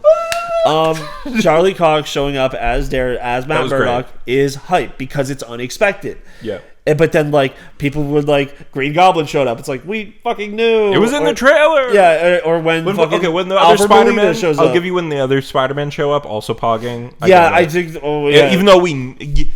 everybody could guess that would happen, but at least it wasn't confirmed. It wasn't confirmed. It wasn't in any of the trailers. It just kept getting leaked by little things. I think they're also very lazy how they did Tobey Maguire's, but it's fine. It's just some guy. Everything else that is funny. Who the fuck is this? Just some guy. At least like Andrew Garfield came in with the outfit. Suit on. Yeah. So, but like, it's just like, guys, you gotta shut the fuck up sommes. Yeah. It's like if you got hype after our theater was good in Multiverse. Honestly. Our theater was good. I was actually worried a bit because they were talking through the previews. I don't fucking care. I've seen them all so many times. Yeah. And I can watch any of them later on. Like I've seen the preview for fucking Bullet Train like 12 times now. I feel like I saw it when we saw Spider-Man, and since then I keep fucking seeing it. I think you just saw it in front of Batman twice. Okay, you said that yesterday as well, and you're right. But yeah, it's like that. I was just worried. I thought logo came up, and everybody shut the fuck up. What movie was it? Endgame. So I was away when Endgame came out. No. So I was away when Endgame came out, and I didn't see it, and so everybody I knew saw it without me, who cared to see it. And so Ian... I saw it by myself. Ian saw it by himself, but he came with me to see it the second time, and behind us we had really loud people. They were not that loud, but they were audible. Like, I could hear them. They were fairly loud for my opinion, and this was pre-COVID, again, 2019. And I was, like, so hyped for the movie, as everybody was at the time, right? And... I wanted to see it. I heard so many things, and I managed to not get spoiled even about like the first twist that happens in that movie, the 5 years later thing. Yeah. So like, I was like, holy shit, right? But the fucking logos come up, and they're still talking, and the movie's started. Like, it's still the logos, but come on, shut the fuck up. You're in the movie theater. Yeah. Once the lights fully darken. Or like you see that Marvel like thing come on, shut up. Or you can do like a little. For sure. We talked during the fucking movie. Yeah, if you do a little whisper, I'm not gonna tell shit. I'm not gonna say shit. But this time it was like hype. I was like, I gotta know. They made so much noise, and I literally turned around and I was like, would you kindly shut the fuck up? And I was like, Ian was like. I was like, Nathan, god damn it. Because if you turn around and say like, hey guys, can you keep it down? That's fine. You just got like went full 100%. And that's like how you start. Kindly. Would you kindly shut the fuck up? Is not like, would you kindly is out the fucking window. You might as well have just said, shut your whore mouth. And that's how you start a fight in the theater, which is why I was like, Nathan, please. I don't know. Alright, so back to Doctor Strange. Yeah. Starting to fight in an auditorium hallway. Reed Richards dies. Hell yeah. Blah, blah, blah. They go to the other world. They see cool shit. They meet Bruce Campbell. Pizza Papa. Oh, yeah. That's my favorite cameo in the movie. Isn't he in like every Sam Raimi movie? I had a fucking argument on Discord. I was like, he is. Bruce Campbell's in every Sam Raimi movie. But I had an argument on Discord with somebody because I was like, oh yeah, Bruce Campbell's my favorite cameo in Multiverse of Madness. And they were like, I forget who it was. I want to say Anthony said he's the only cameo in Multiverse of Madness. And I'm like, no, all of the Illuminati are cameos. Okay. I would argue. Yeah. Because I got this really fucking annoying bit about cameos. Mm-hmm. Like, because they consider Robert Downey Jr. and Chef as a cameo when he isn't named, when he's a fucking, like... How much of the movie is he in? 5 minutes. Okay, that's kind of cameo-esque. I think it's on the fucking edge, and also I think that cameos is like little one-off things. But I understand I wouldn't put all of those characters in the Illuminati as cameos. Most of them are. I would put Professor X. Yep. Reed Richards. Black Bolt. I would say Black Bolt. Professor X is the one that gets the most screen time outside of Baron Mordo. I just feel like a cameo. It's like should be something that like you know what, whatever. It's not worth it. Cameos are stupid. They should be like a character that shows up on screen for like a minute. Okay, fine, whatever. It doesn't matter. Instead of it being like, semantics. Oh, it's a small role, it should be literally a small role that's there for you to recognize it. Fuck, what was I watching? There was some like a comedy movie. Mm-hmm. Oh, it was the Impractical Jokers movie. Yeah. Which is like a half like story that they tell. But in the background of one of like a diner scene, Will Ferrell is just there. He's just there. Yeah. Like he doesn't have any lines. It's just Will Ferrell just in the back of a scene as like an extra. That's like a cameo to me. But if Will Ferrell was like, like Paula Abdul is in that movie, and she has a voice. She shows up in like 2 scenes, but she's only in the movie for like a total of like 3 minutes. Yeah, I wouldn't call that a cameo, but by the rights of the film, of like the definition of cameo, it is.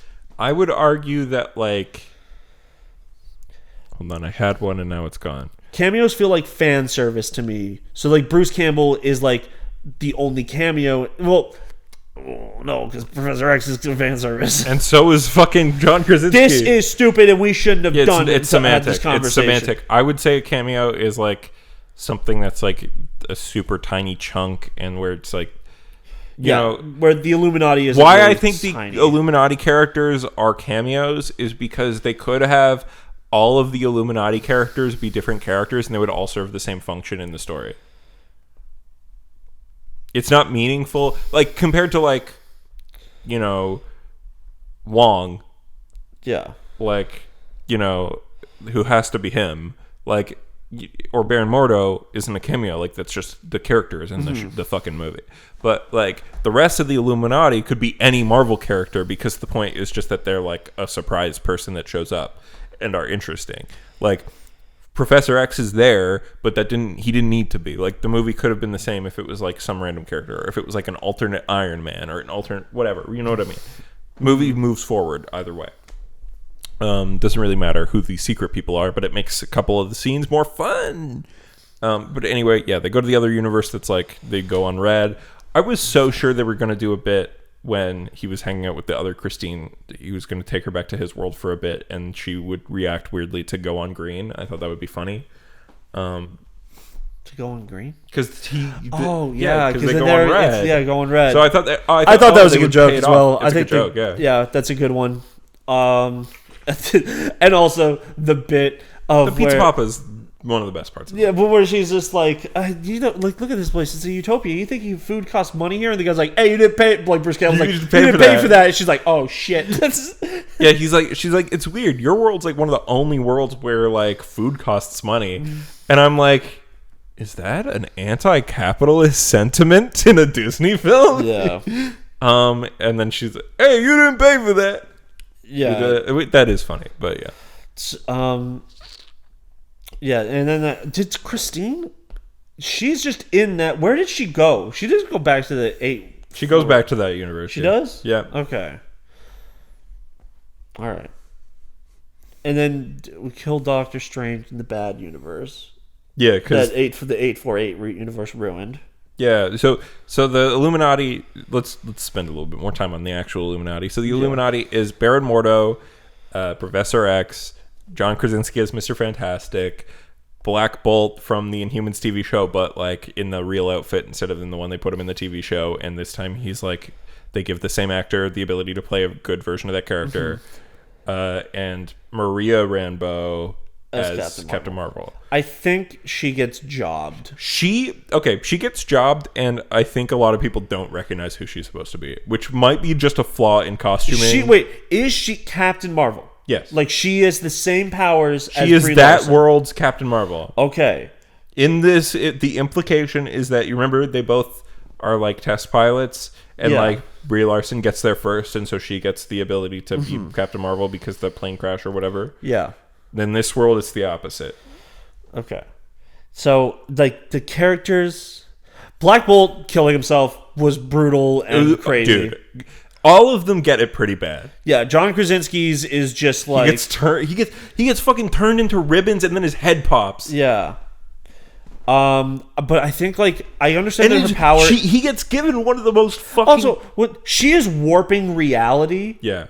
In that. Yeah. That's not... Didn't she get her powers from the Mind Stone or something? Okay, so she's the Scarlet Witch. She already... In WandaVision, it proves she already had some magic to her before she got the Mind Stone that the Mind Stone enhanced her. And what happened in WandaVision, she became even more powerful. She became the Scarlet Witch in that show, you remember? And then, since then, she's also gained even more power from the Darkhold. Yeah. I just feel like some of the reality stuff was just like a bit too, like, why even do anything then? Like, why couldn't you, if you could change the reality where fucking Mr. Fantastic turns into ribbons and his head pops comically. Yeah. And that Black Bolt, his Has mouth, no mouth actually goes away, and physically when he talks outwards, it causes a fucking like embolism in his brain and collapses part of his skull. Why would you have to fight anyone? Why couldn't you just do like Captain Carter dead, like Maria Rambeau dead? Like, why even bother fighting? Why couldn't you, with those reality warping powers, just create a version of your children in that world? Well, she did. That's what she did in WandaVision. No, well, why did she just keep doing that? She already did it once. Why did she do it again? That's what she that's wants all the she real wants. thing that isn't just created by her. But if her creations are like real, tangible things that affect the world, she could just create them. It's hard. Yeah, what's easier is kidnapping a child from across multiple other dimensions to go into the other world. I think what kill it might a version be, of herself and have children. Here's a suggestion, Ian. Yeah, it is. Let's say it is easier to alter existing things for her reality warping powers than to create things out of nothing. That she could have gone and gotten 2 orphans. If she's already going to do villainous shit, why not just do 2 villainous shit to 2 people? Because she wants it to be her kids that she knows from the show WandaVision. And you can just make them like that. Anyways, it's dumb. So she could... She needs to lie good enough to convince herself. Maria Rambeau, with her powers, doesn't she just get like a statue dropped on her or something? Yeah. Like, I feel like she should have survived that. She should have been able to do a lot more, like, attacking. Like, Scarlet Witch went toe-to-toe and almost beats Thanos. And that was before 2 power-ups that was before 2 power-ups. And Captain Marvel was also someone who could go toe-to-toe with Thanos, and the only reason why he was able to, like, and she's gotten 0 power-ups since, and we don't know how powerful this version of Captain Marvel is and how much access she has to her powers. So it's, like... It's just kind of silly. I don't know. I mean, in the comics, Scarlet Witch could basically kill most characters, and in Avengers Disassembled, she kills the Wasp, I think. I just think the way she kills, like specifically Captain Marvel, yeah, it's just a really like everyone else dying is like that. I think so. The Illuminati in the comics, by the way, is like a thing that happens at 616 Earth, and B, like the point is that they're villainous, and I don't like the Illuminati because they're bad. But it's Tony Stark, Reed Richards, Namor,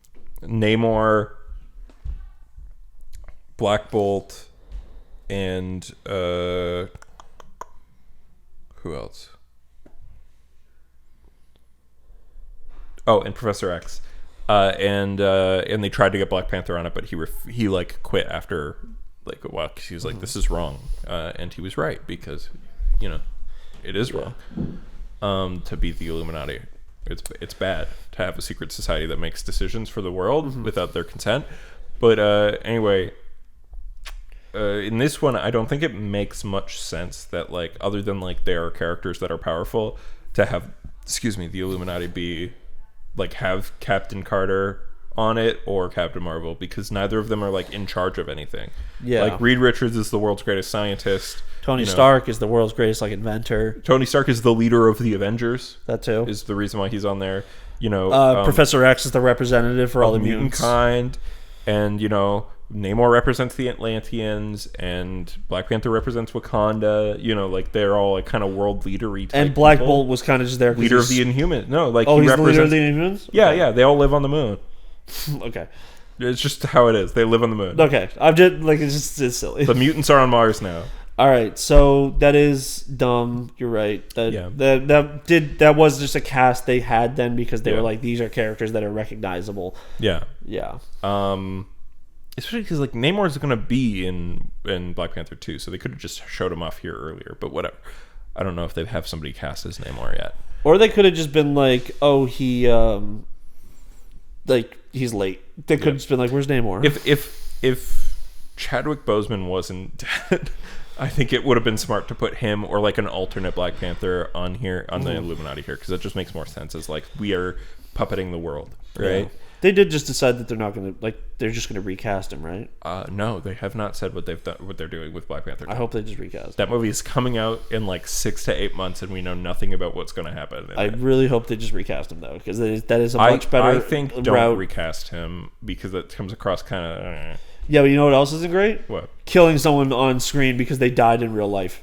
Maybe have something happen to him. I don't know. I think having someone die on screen, or not on screen, but like have their character die because the actor died, makes sense. I don't know. It's just whatever. Just recast. It's just not like, unless you give it to the Monkey Man. Yeah, give it to Winston Duke. I like him. He's good. He also, I think I think it was in Endgame. Someone pointed this out. There's like a scene because he's in the big battle scene, right? Mm-hmm. He's like running side by side with T'Challa. Yeah. And there's like someone was like trying to like do the fucking like film theory shit. Yeah. Where they were like that while T'Challa was gone, someone had to step up and he was like leading Wakanda. So could be it. And that because of that he needed to have the power. So he ended up having to, by virtue of being the most suited person. I think it was going to be him or Shuri or both. Unfortunately, it's not. I hope it's not Shuri now. The problem is Shuri being like a person who does dress up in a costume and fight people is a thing that happened in the comics, and that character in the movie was really beloved. And as it turns out, unfortunately, is that the actress person is an anti-vaxxer and has made shooting the movie very difficult. So, like, I think it's probably, again, it would be really funny. I wouldn't be surprised if, like, they were like, yeah, I guess, Chadwick's dead, like, let's have Shuri take over. It would be. And by the time they're shooting the movie, they're like, fuck. It would be really funny to me if every scene in, like, Black Panther 2 with her is just shot like this. Like from 6 feet or more away. Like you're literally like that's the camera. Yeah. That's how the scene is being shot, and she's just always in the background, like, yeah, you should try out the new shit I made. And she's like, here, let me come give it to you, and everyone just like starts walking further away. Or they like get replaced by like what is very clearly like a mannequin. Yeah, I am not jealous of the people having to work on that movie. Because God, like, you've lost your star with no real good foreshadowing for what could happen. Charismatic, amazing great actor. Character, great writer. Yeah. Or great writer, great actor. Yeah. And then, like, you've got to somehow write a sequel to a movie that popped off that like, might have lost the ability to succeed. And you're shooting it during COVID. I think... And, like, because that movie was so in the air, you'd think that, like, they could have foreshadowed what's going to happen in that movie in Falcon and the Winter Soldier, a recent Marvel project that features Wakanda in it. But nothing is stated. Well, it's not, they don't go to Wakanda. Wakanda comes to them, and there's a flashback scene that takes place in Wakanda. Yeah, okay, fine. Yeah. Like, Wakanda is in it. Like, it is, And, like, what the fuck is going to happen in that movie, dude? Like... and Ryan Coogler is like a really solid director, and I hope the movie's great. And if the movie's not good, I hope the Disney Plus World of Wakanda series slaps, because like I like Wakanda, I like the Black Panther, I like that era, that area, and the vibe of that style. But I'm like so worried for that shit, man. I hope Kendrick Lamar comes and does the music for that again. Well, you mean Ludwig Göransson? Working with Kendrick Lamar. Yeah, Kendrick Lamar just did the one song, I think. I think he was more involved in that, but for sure he did the one song. Yeah. Ludwig Göransson more than anything. It's he did the music for Black Panther and Mandalorian. Yeah, no, he's great. He's just great. He's one of the best currently. He's like a new best. Yeah. He also did the music for Community. Yeah, Community's so weird. Yeah. Like so many like famous. So the reason why is Ludwig Göransson was a producer on like Childish Gambino's early mixtape stuff, and like did like beats and producing on like most of the music, and then they like kind of dragged each other up to the top. I would love for them to just be like Childish Gambino gets to play the Prowler. Yeah. Me too, man. Especially since he was old enough already to play the Prowler when like they made the first film, but now they could like so much time has passed. They could just say Miles Morales wasn't blipped, so he could be like closer to like a teenager. Yeah, he could become Spider-Man. I think that's what the route they should go. I just love to. I'd want to see who they cast for Miles. Is the thing. But I'd also like to see him more of an actual Prowler because they mostly just have him be a guy that buys a gun. Oh no! Like I would love for them to actually just straight up be like in the 5 years. Yeah, he became like the more. He became like a supervillain. That'd be dope. Or like he maybe he works with like the guys who like the Vultures like bullshit. Or even Mysterio's dudes that were left. Yeah. Or like Mysterio's dudes that were left hooked up with the guy who worked with the Vulture, the Tinkerer, and he creates like stuff for the Prowler to use, and the Prowler becomes like the new guy they have to like help out. And he's not like the overall villain, but he's a villain. Mm-hmm. Make like the overall villain like fucking. Just make it the Tinkerer, but like do a bunch of like minor villains. Like who's that one guy? The guy who played Voss in Far Cry 3. He's at the end of Scorpion. Scorpion, yeah. What's his like character's name though? Does he have like a character name, or is it just the Mac Scorpion? Gargan? Mac Gargan? AKA the Scorpion. It's such an ugly name. I think that's actually horrible. Mac Gargan. Yeah. Ugh. Yeah. Anyways, Doctor Strange. I think the zombie thing was really fucking cool, dude. That movie was It's cool him like controlling the spirits. Okay, how did you feel? How did you feel about the thing that's like simultaneously maybe the most corny thing, but depending on who you are, you think it's awesome. Where he's like, where he says to like America Chavez, he's like, you have the power to do it. I don't need to help you. Okay, I think if you're maybe too cynical to enjoy that, you're just like too cynical to. You should probably just stop watching the movies at this point. But like, that's what movies are like. Like yeah, especially superhero movies. Yeah, like whatever. But the thing that's like sits on the line between corny and awesome is the music fight between the two Doctor Stranges. Oh, it was corny as fuck. But it's corny, fun. but I kind of wish it was. I wish they were like formed more of a song. Well, they do the dun dun dun dun. No, it does start out as like that, but it doesn't go much beyond. I kind of wish it was like them doing because it was like when like. Whatever that universe Doctor Strange was. The Sinister Strange, yes, I think is what he's called in merchandising. When Sinister Strange, he like touches it, it all goes like really low notes. Yeah. And when Doctor Strange touches it, it goes on like the higher end.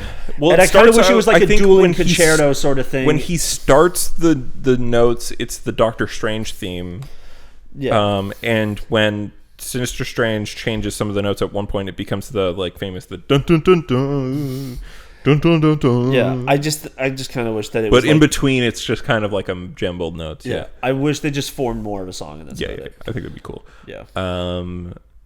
That evil Strange fucking he gets it so bad too, man. He falls out of the fucking window and he gets impaled. Yeah. And then he's like dead, but the third eye opens and is like.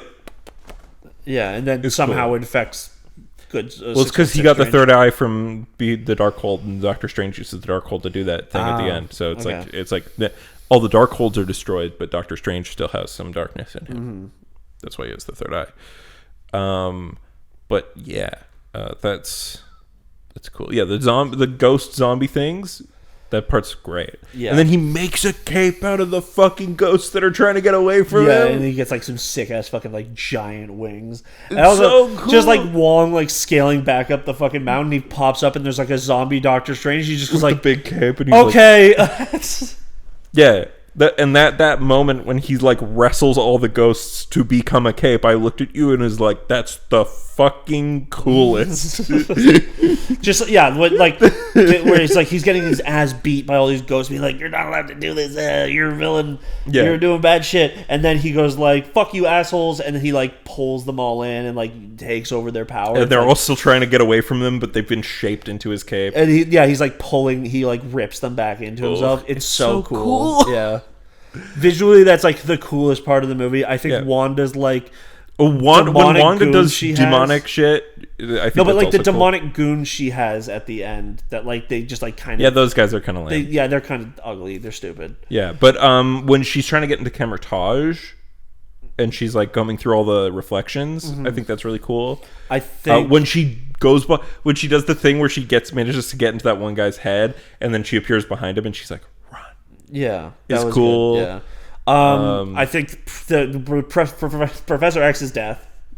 Yeah, when he's like trying to help her out. She comes in the cloud. Yeah, it's like a ghoulish version of her. I kind of wish that was like the version they fought at the end. Yeah, was like a corrupted version of Wanda, but instead it was literally just like it's just Wanda. Yeah, I mean when she's covered in the blood from the Ultrons and she's chasing them, I think she looks pretty creepy. That's like creepy in like the way of like the fucking like just like modern horror movies where it's like the villain is just a housewife. Yeah, but I think like it's the final set piece of the movie. She's in her like Scarlet Witch outfit. I kind of wish it was like Scarlet Witch, but like the Darkhold is really taking a hold of her. So she has like they have the gray fingers, skin and the long scary fingies. Yeah.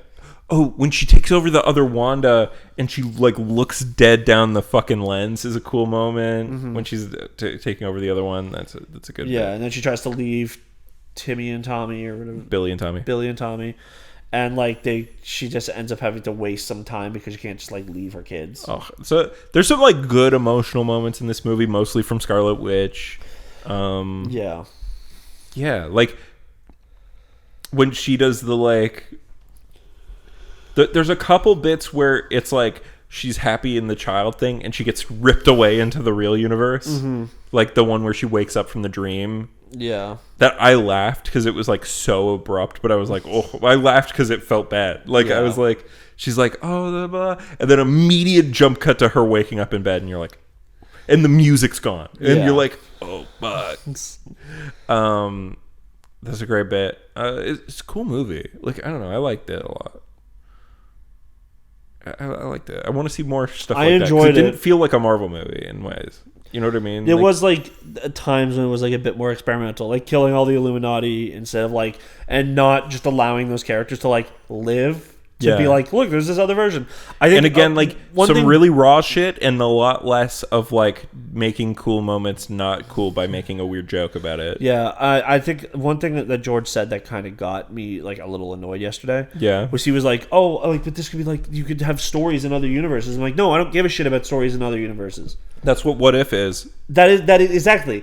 I'm fine with that. I'm fine with one show. I want my fucking through line story. I want characters that I want the consequences of. If you give me a fucking Thor movie where it's like none of this matters to the main canon, I don't care. Yeah, like you can have multiverse elements, or you can have like again, Spider-Man No Way Home is a great example, right? Spider-Man No Way Home is a movie where it's like it does this little Spider-Verse thing, right? You go, okay, villains from alternate universes and Spider-Man from alternate universe come in. Like, man, if we see Love and Thunder and that's not 616 Jane Foster, that's lame. I would hate it. That would be so shit. No, like what I think they're setting up is Secret Wars, which then you could do like that thing, that like kind of side story in Secret Wars where the police department of Battle World is... Because Secret Wars is where like a bunch of universes have collided, like the Injunction thing.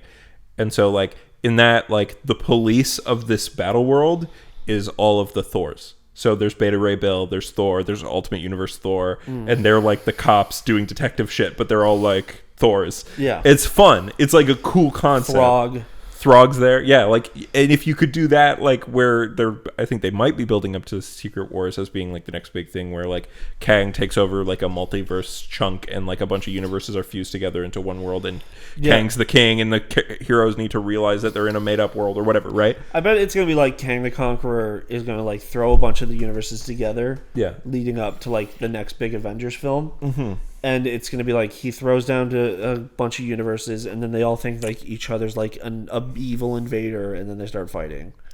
Yeah. And then they turn around and then there's going to be like some point where it's like, oh, one of us has destroyed the other or is about to. And then Kang reveals himself and he's going to be like, yeah, that was a good show. Thanks. I think it's going to be more like Secret Wars where he's like in charge and like he creates kind of a world where, you know, a bunch of universes have come together. So there's alternate versions of many characters. Yeah. And they all think like, yes, it's always been like this. But then they realize that it's a facade type thing. Like in Secret Wars where it's Doctor Doom who did that. But But or like, maybe like what they could do is since Peter has like a thing where he's like everyone except for Doctor Strange doesn't remember him. no. So the thing that I didn't want to talk about this when everyone was there because spoilers. But the reason why they talk about he's Spider-Man and it's like what? So he shoots blah blah blah, right? Like, and it's like I don't know. He's just a man. Doctor Strange would never refer to Peter Parker as a man. He kills him a kid. Oh, right. You're right. So even he forgets. Everybody But, like, forgets Peter Parker, but people know Spider-Man. What if because of the spell that he is put under, or the world is put under, that Peter Parker recognizes that they're combined worlds? That could be it. So that's like he's the one who goes around and like finds in the universe 2015 ones Secret Wars. In the 2015 Secret Wars, the reason they realized that what caused it was an injunction was because Peter Parker had already met Miles in the alternate universe because there was a Spider-Men crossover before that, and so that kind of becomes like, oh, they know each other, so they're like get that like understanding. Yeah. But yeah. Yeah. So, anyways, Thor: Love and Thunder is out like next month. I think maybe is it June or July? It's one or the other. But yeah, I think that's not going to have any. Hey Siri, when does Thor: Love and Thunder come out? July 8th. Okay, I don't think that's going to have any multiverse shit in it. I think Fucking that's going to better be clear cut, like Thor. I think the movie, and maybe the Guardians. I think the mainline movies. I think there should be a bit of Guardians. I think the Guardians should like literally leave and be like, "We're gonna go do this," and that's like the lead-in. I'm excited to see Guardians 3. Yeah. I don't want there to be any backdoor pilots in this one. I don't want there to be like hints at like next movies. I want to know where Thor is going. That's why I liked for the most part the Multiverse of Madness is self-contained. Like it doesn't require you to watch a million movies before it, and it's not really setting up much except for its own sequel, maybe. Yeah, and or maybe like a maybe new partnership movie. Yeah, like America Chavez might be here to be in a Young Avengers thing, and at the end, Doctor Strange leaves with this new character to go to the Dark Dimension because there was an injunction. Who knows what that's gonna end up being? Yeah, but like, that's it. Like, it's not really like a huge Marvel movie where they're all just like a stepping stone towards one thing or from another thing. I think they're stepping stones to smaller films, right? Right, or like, smaller like collaborations. Exactly, which is like with the Eternals and fucking like the Eternals is really Shang-Chi. just setting up like an Eternals too. Yeah, and that thing with the Black Knight and Blade hanging. That's why there's this fantasy Avengers and there's the space Avengers and then there's the Earth Avengers. Yeah. The fantasy Avengers is Doctor Strange and like Shang-Chi and like America. I'm surprised. I'm not surprised, but I would have been interested to see at least like a Shang-Chi show up in this movie. Because I feel like last time we saw him, he was hanging out with Wong. It's been like a year. Well, it's not been like a year. It's been like 8 months. When did Shang-Chi come out? Like in August or September last year, I thought. Oh. Yeah, it's been like 8 months. Yeah. It feels like it's been a long time. But yeah, like I would have been interested to see him, be here because again, last time we saw him, he was hanging out with Wong. Like, would have made sense that he shows up in Doctor Strange too because he hung out with Wong. I feel like there should be less people. Like, I don't. If he showed up and he was like, "I'm also training to be a fucking like sorcerer," I'd be like, "Fuck you." Yeah. That's too many. Or Ned, because Ned already would be so funny. Just if he was in the background. If they murdered Ned in this movie, dude. Okay, no, but if he was like the first time they go to Kamertage or whatever. Yeah. If they were like, like just in the background, you just see fucking. He's just like Ned fucking around. Yeah. Have you ever seen the memes with him? Because like the guy, the CEO of Sex, CEO of Sex. Because like the guy who plays Ned is like actually like this just bald dude in real life. Jacob Batalon, yeah. Jacob Batalon. Like as soon as you take away hair from him, he looks older than the rest of them. Yeah. Because he is. I think he's a couple of years older than the rest of them. But he looks really young with the fucking hair and makeup. Yeah.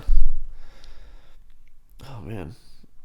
Anyways, we should probably wrap it up. We should wrap it up. Doctor Strange 2, cool. I would like to see Love and Thunder, and I don't want there to be multiverse shit. Apparently, we haven't seen any of Christian Bale as Gore in the movie, but allegedly early screenings have said Christian Bale is terrifying in the movie. And I'm sure that's, I don't know, probably horse shit. Who knows? I would like it to be true because that'd be cool.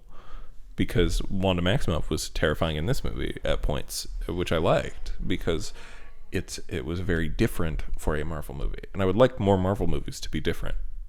Excuse me. Also, as a follow-up to Moon Knight, by the way, that Halloween special, Werewolf by Night, I think is going to have Moon Knight in it because Moon Knight debuted in a Werewolf by Night comic before he had his own comic. And also because Moon Knight is like the kind of guy currently in the universe who would be more likely to deal with supernatural threats at this point. Yeah. Like a weird werewolf isn't a thing you'd see necessarily Doctor Strange dealing with. Even because it's a different kind of supernatural than Doctor Strange does. But I think if they're going to like have Moon Knight be a longer term character with like more of a plan, I think they might be setting up like a Midnight Suns type deal with Blade, Black Knight, and Moon Knight, and maybe a Ghost Rider.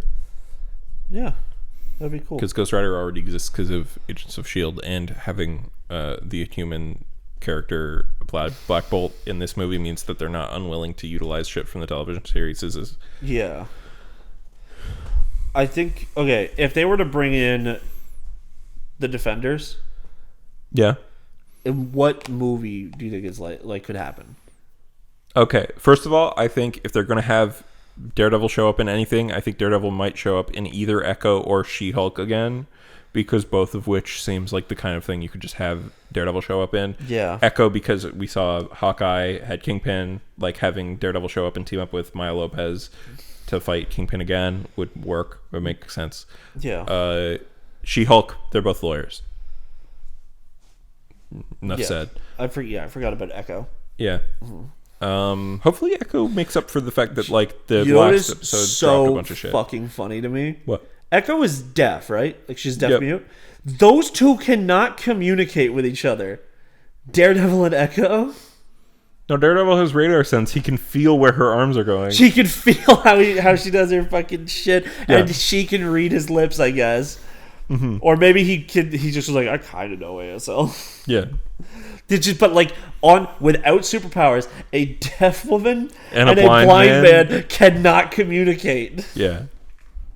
Well, they could make out, maybe. Ooh. Fucking body language. Yeah. Pheromones. Anyway, thanks so much for listening and or watching. YouTube.com/NAScomedy. Twitter.com on Twitter at The Media Hole, Twitch.tv/The Media Hole, TikTok at The Media Hole, and www.whenyourballs.tumblr.com. And if you want to follow Ian, he is at StrugglesV on everything. He recently came under fire for saying that he really wanted Charlie Kirk to be in Spider-Man No Way Home. All right, guys, thanks so much. Bye-bye.